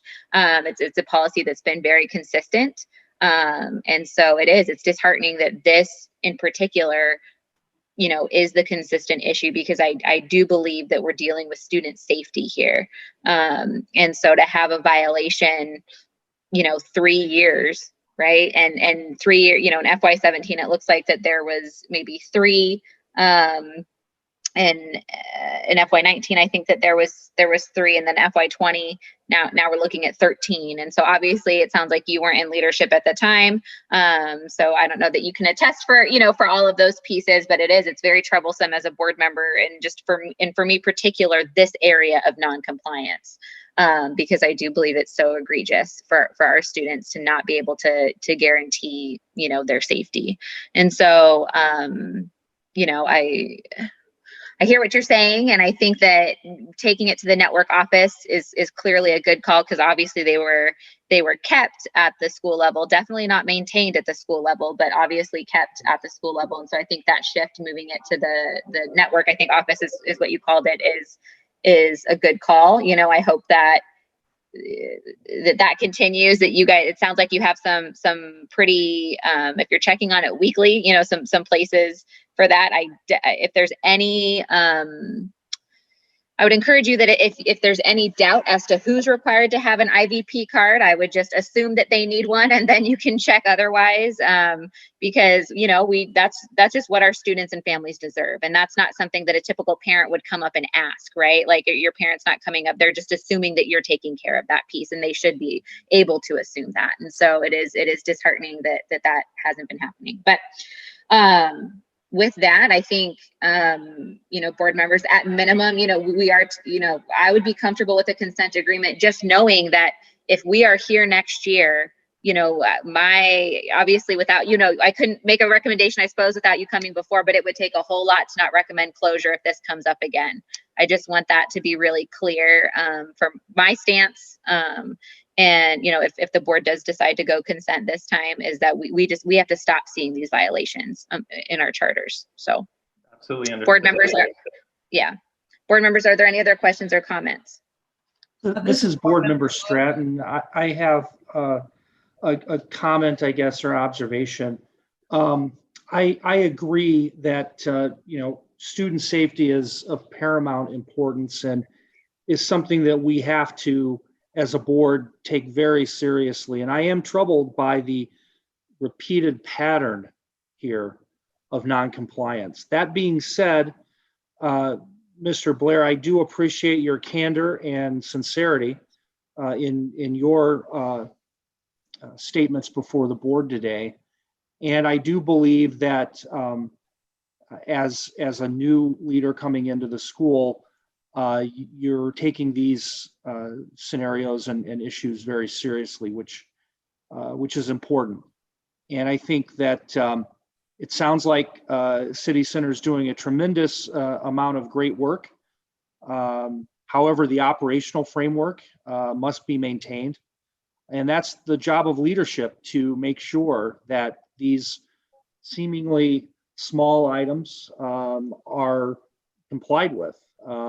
Because it does directly, in the instance of the fingerprint cards, reflect on student safety. And it's the board's responsibility to monitor and enforce that compliance. And that's a responsibility that I take very seriously as a board member. And so I think part of getting our message out on the fingerprint cards is messaging by board members. Certainly my message is, I don't like to see these. I don't want to see them again. And it needs to stop. It's not that difficult to comply with and to pull fingerprint cards and do this minimal amount of investigation on folks that, our parents entrust their children to our schools, and by proxy to this board. And so I certainly don't want to see any more of these shortfalls here. But I do like the focus on the systems that you have identified going forward. I think that's going to be a great deal of help, and changing the culture about how these things are handled. So I do support the consent agreement in this particular case. Thank you, sir. I would just, if I may, we're so focused on all the various ways that we can serve all of our students equitably and in a personalized manner. And so our resources have been so invested in teaching staff and support staff in the schools. And it's clear that there hasn't been enough of an investment of our resources into this central office. When I talk about central office right now, I'm talking about my office and the two small offices next to me. The part of the compliance issues in previous years has been with our kind of some contracted instructors. So we're excited about the automated HR system, which part of the functionality of that is no one can sign their hours. No one can even sign into work if they are not in full compliance with all of these documents. So that level of oversight will be immediate. In addition to, in addition to the other steps we're taking for our entire teaching staff and support staff and administration and everyone on our campus. Great, thank you. I appreciate that. Board members, any other comments or questions? Yes, Board Member Wood here. First of all, thank you, Director Blair, for coming before us and helping us to better understand, what has happened and where we are today. And I concur with Board President Lee and Board Member Stratton that you're doing a phenomenal work for the students. But I also am very concerned about safety. That is one of my biggest issues, is creating safe and supportive learning environments. And it seems to me you got a lot of the supportive part in for the students, but we definitely got to work on the safety. And I appreciate you sharing with us the systems that you are putting in place, the training and the development of your staff. But you did state that there's been a whole lot of transition, and hopefully that has settled down. But if it has not, what is the plan for transition? So who's overseeing the system? Because you put the system, the automated system in place, someone needs to oversee that.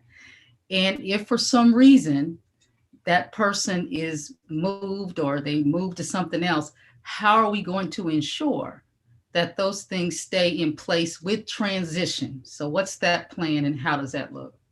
Yeah, great question. Thank you. I think that the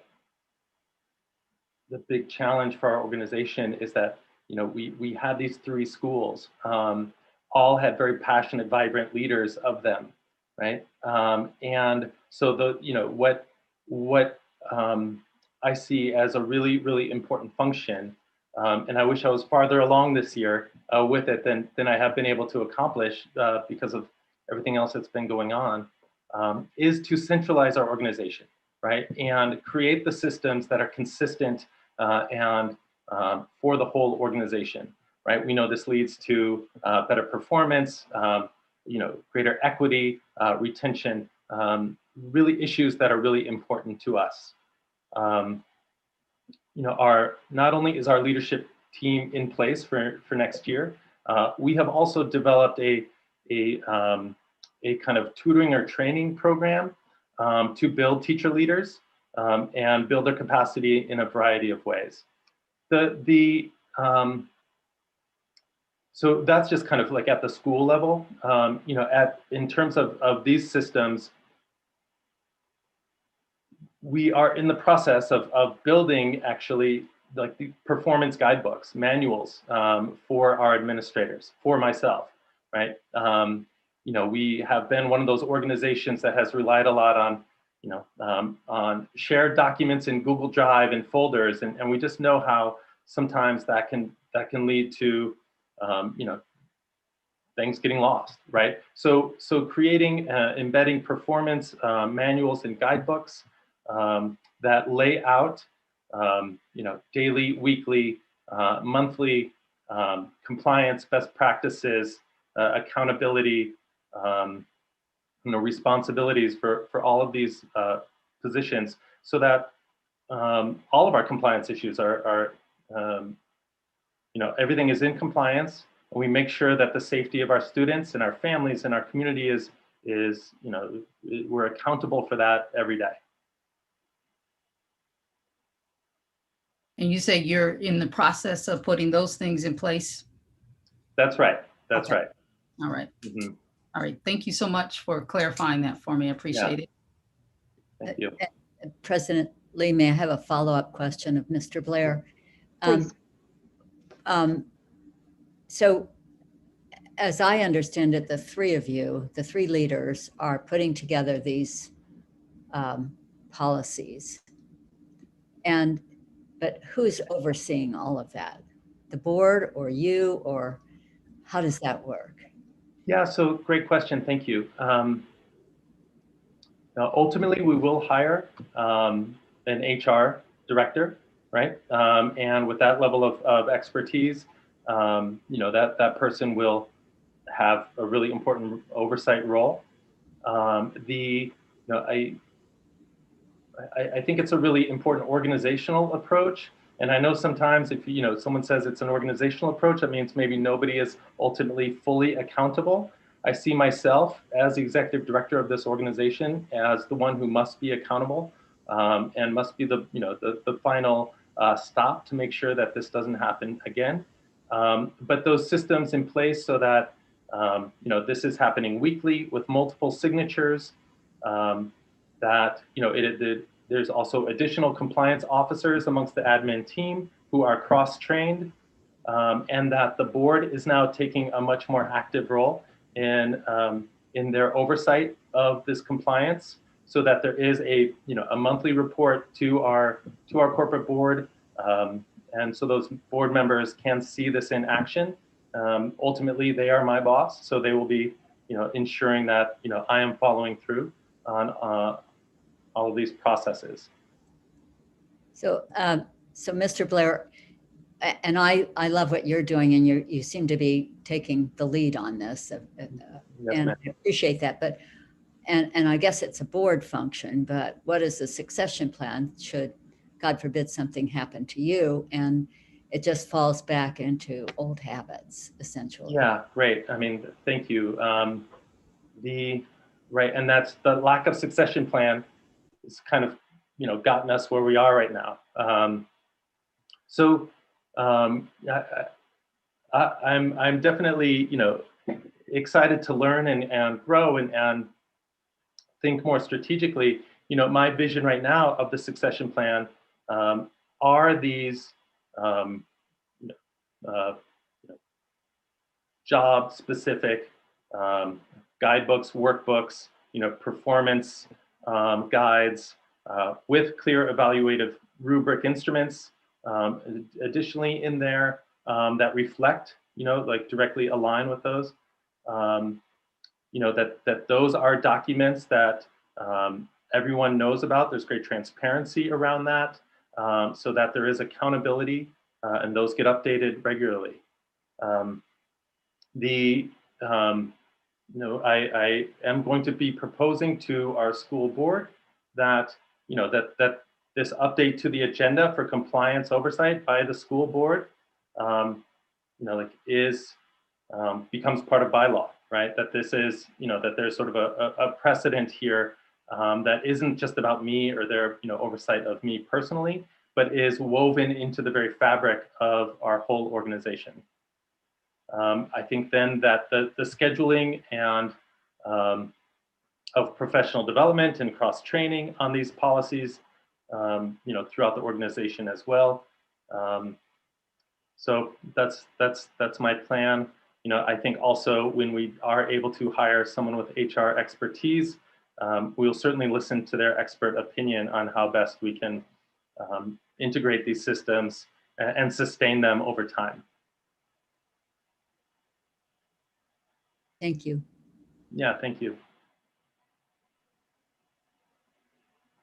All right, board members, any other questions or comments? Okay. Then if not, is there a motion? President Lee, this is Hans. I'm willing to make a motion for consent agreement. Please. Okay, let me just get it here. Okay, I move to find that City Center for Collaborative Learning, hereinafter referred to in this motion as the charter holder, has incurred a serious impact finding regarding repeated failure to comply with fingerprinting requirements and has violated its charter contract and state law. These failures and violations provide a sufficient basis to issue a notice of intent to revoke the charter holder's contract. However, the board is authorized to exercise its legal discretion with regard to actions taken against a charter holder that is not in compliance with its charter and state law. In an effort to bring the charter holder into compliance, the board moves to enter into a consent agreement that includes the same terms and provisions as the consent agreement included with the staff report provided for this agenda item known as consent agreement. If the charter holder is unwilling to agree to the terms of the consent agreement, or an executed copy of the consent agreement along with governing board minutes approving the consent agreement are not received by May 27th, 2021, then it is the board's decision that a notice of intent to revoke the charter holder's charter contract be issued for the reasons already specified. Is there a second? Second is Carol Crockett. Thank you, Dr. Crockett. Aaron, go for it. Vice President Close, Aye. Superintendent Hoffman, I just want to briefly say that I echo all the statements that have been made. And so I hope that under your leadership, Mr. Blair, that you continue to serve the Tucson community and students well. So hope we don't see you back in this context again anytime soon. And I vote aye. Dr. Crockett, I also vote aye. Ms. Rice, Aye. Mr. Stratton, Aye. Mr. Swanson, I'd like to comment, just also echoing all the comments that were made very eloquently, and just to make sure that you understand that, I look at our view as our job as this board is to protect our kids and educate them. It's just an incredibly important issue. Aye. Ms. Wood, Aye. Ms. Yanoff, Aye. President Lee. Aye. Motion passes unanimously. All right. Thank you so much for being here. Thank you all. Okay. Thanks. All right. Moving on. We are to agenda item M, AOI amendment revisions. Rachel. Thank you. Today, the board will be considering proposed revisions to the Arizona Online Instruction Program amendment request used by charters to add online instruction to their offerings of courses. These revisions are focused on updating the instructions to better align with current virtual best practices, making components of the instructions more consistent with the evaluation rubric used by Rio Salado, and increasing transparency regarding the steps in the process of submitting and reviewing the amendment. At its February 8th, 2021 meeting, the board approved a new charter application with an Arizona online instruction program that combines the traditional new charter application and the AOI additional information package into one cohesive submission. Those changes were posted for public comment prior to board approval in February, and specific changes were made based on stakeholder feedback. The changes before the board today are consistent with the additions of the AOI components, including those modifications based on stakeholder feedback to the approved application, but also include the modified instructions for existing operators and revisions to the rubric that will affect existing operators. The current proposed changes were also posted to the board's website for public comment. Board staff received one written public comment, but also discussed the proposed changes with stakeholders at Rio Salado, which conducts the bulk of the substantive review. The proposed changes, rationale for the changes, and any related changes based on public comment are outlined in the board materials. I'm available to answer any questions you may have about these changes. Board members, are there any questions for Rachel?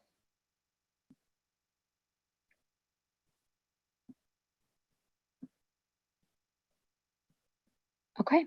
No, Rachel, I appreciate your guys' work on this and just addressing this, right? I think obviously with the influx of AOIs, I think it brought our attention, more to this process. And I appreciate all the work that you guys just consistently do to make things more clear, more succinct, and easier for our charter holders to get through. And so I really appreciate that. I think that this is good. I'm happy to see that Rio Salado seems to approve of the changes. And so that makes me feel really confident as well.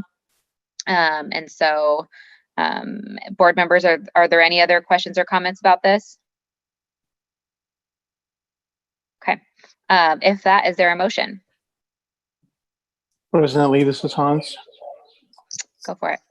I move that the board adopt the revisions to the Arizona Online Instruction Amendment as presented to the board today and found in the materials for today's board meeting, and direct staff to make necessary technical or formatting changes to documentation to reflect the board's action at this meeting. Is there a second? Second, Carol Crockett. Thank you, Dr. Crockett. Aaron, you're up. Vice President Close, Aye. Superintendent Hoffman.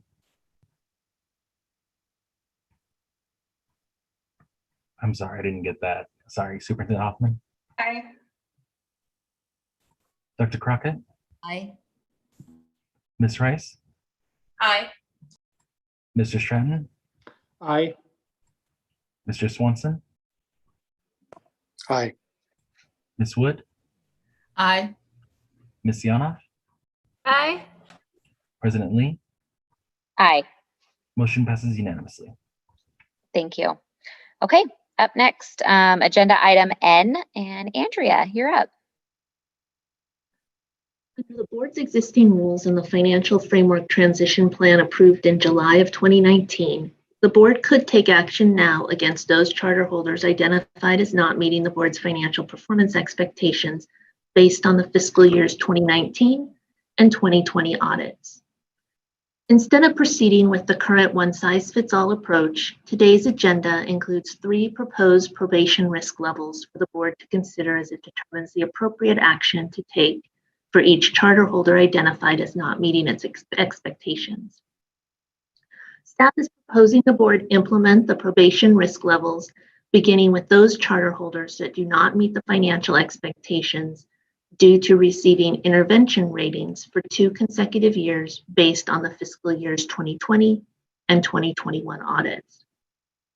Charter holders assigned to level 2 or level 3 would be subject to ongoing and possibly additional monitoring and reporting. Charter holders assigned to level 1, which represents the highest risk, could be subject to a consent agreement or charter revocation. Based on staff's review of 403 of the 411 expected fiscal year 2020 audits, 9 charter holders would currently fall into level 1. These 9 charter holders represent 2.2% of the board's portfolio that submitted fiscal year 2020 audits. During the first opportunity for public comment, which closed on March 29th, the board received 3 written comments. In Appendix B of the staff report, staff summarized the public comment and provided staff's analysis and response. Today's meeting provides a second opportunity for public comment. I would like to correct one piece of information included in Appendix B. Instead of being released in December of 2020, the measure calculator charters can use to monitor their financial performance was released in early January 2021.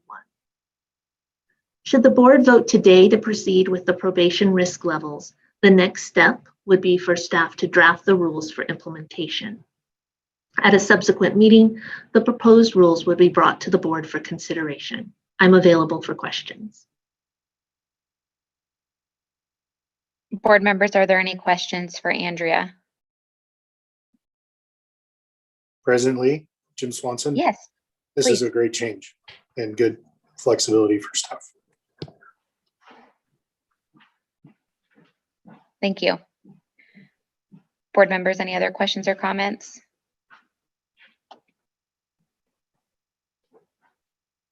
Okay. Yeah, no, I agree. I think I think this is great. I think it provides even more transparency, and I think it also provides schools with very, very clear goals and kind of exactly what's going to happen. And I think that that's what charters want. I also, you know, charters have had since December of 2018. We finalized the rules in 2019, so they've had time to prepare and plan for this. You know, so I do truly believe that this is the right call, and it's okay to proceed with this. So with that, if there's no other questions or comments, is there a motion? President Lee, this is Hans. Go for it. I want to echo you and Board Member Swanson that this is good. I think it just makes sense. So I move that the board direct staff to move forward under the board's adopted procedures with administrative rulemaking for implementing the probation risk levels contained in the board materials and presented today. Is there a second? Oh, thank you, Dr. Crockett. And Aaron, you're up. Vice President Close, Aye. Superintendent Hoffman, Aye. Dr. Crockett, Aye. Ms. Rice, Aye. Mr. Stratton, Aye. Mr. Swanson, Aye. Ms. Wood, Aye. Aye. Ms. Yanoff, Aye. President Lee. Aye. Motion passes unanimously. Great, thank you. Okay, up next, agenda item O, and Andrea. Under the board's financial framework and rules, for each charter holder placed in financial intervention tier 1, staff must visit each school operated by the charter holder to conduct a physical count of students and compare the information observed and obtained on site with the number of students reported to the state for funding.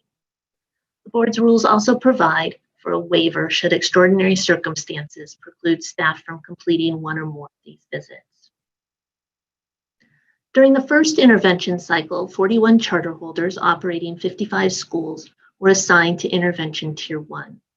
Staff anticipated visiting these schools in late spring of 2020, with some visits carrying over to the fall. In March 2020, the state closed schools to in-person instruction for the remainder of the school year. While in-person instruction returned as an option for schools in fiscal year 2021, the uncertainty brought on by a pandemic and fluctuations in COVID-19 infection levels affected the number of students attending school in person. For those schools providing primarily in-person instruction, staff was mindful of these schools' need to maintain a bubble and limit interactions with non-school community individuals to protect students and staff. Today, staff is asking the board to waive the visits for the 55 schools operated by the charter holders assigned to intervention tier 1 during the fiscal year 2019 audit intervention cycle. It should be noted that during fiscal years 2020 and 2021, 36 of the 55 schools operated by intervention tier 1 charter holders received a desk review through the annual or targeted visit processes.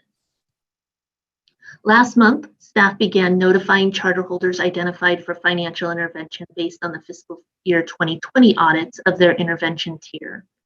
During the next school year, staff anticipates visiting schools operated by charter holders placed in intervention tier 1 during the second intervention cycle. I'm available for questions. Board members, are there any questions for Andrea?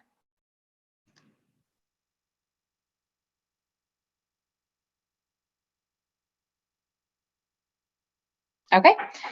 With that, I would agree that I think COVID definitely falls under the realm of extraordinary circumstances. And so just that being said, we can't say it enough, just we appreciate all that you guys do, all that you guys have done, just how quickly board staff, that you've just responded in getting everything done and just going above and beyond for charters during this time.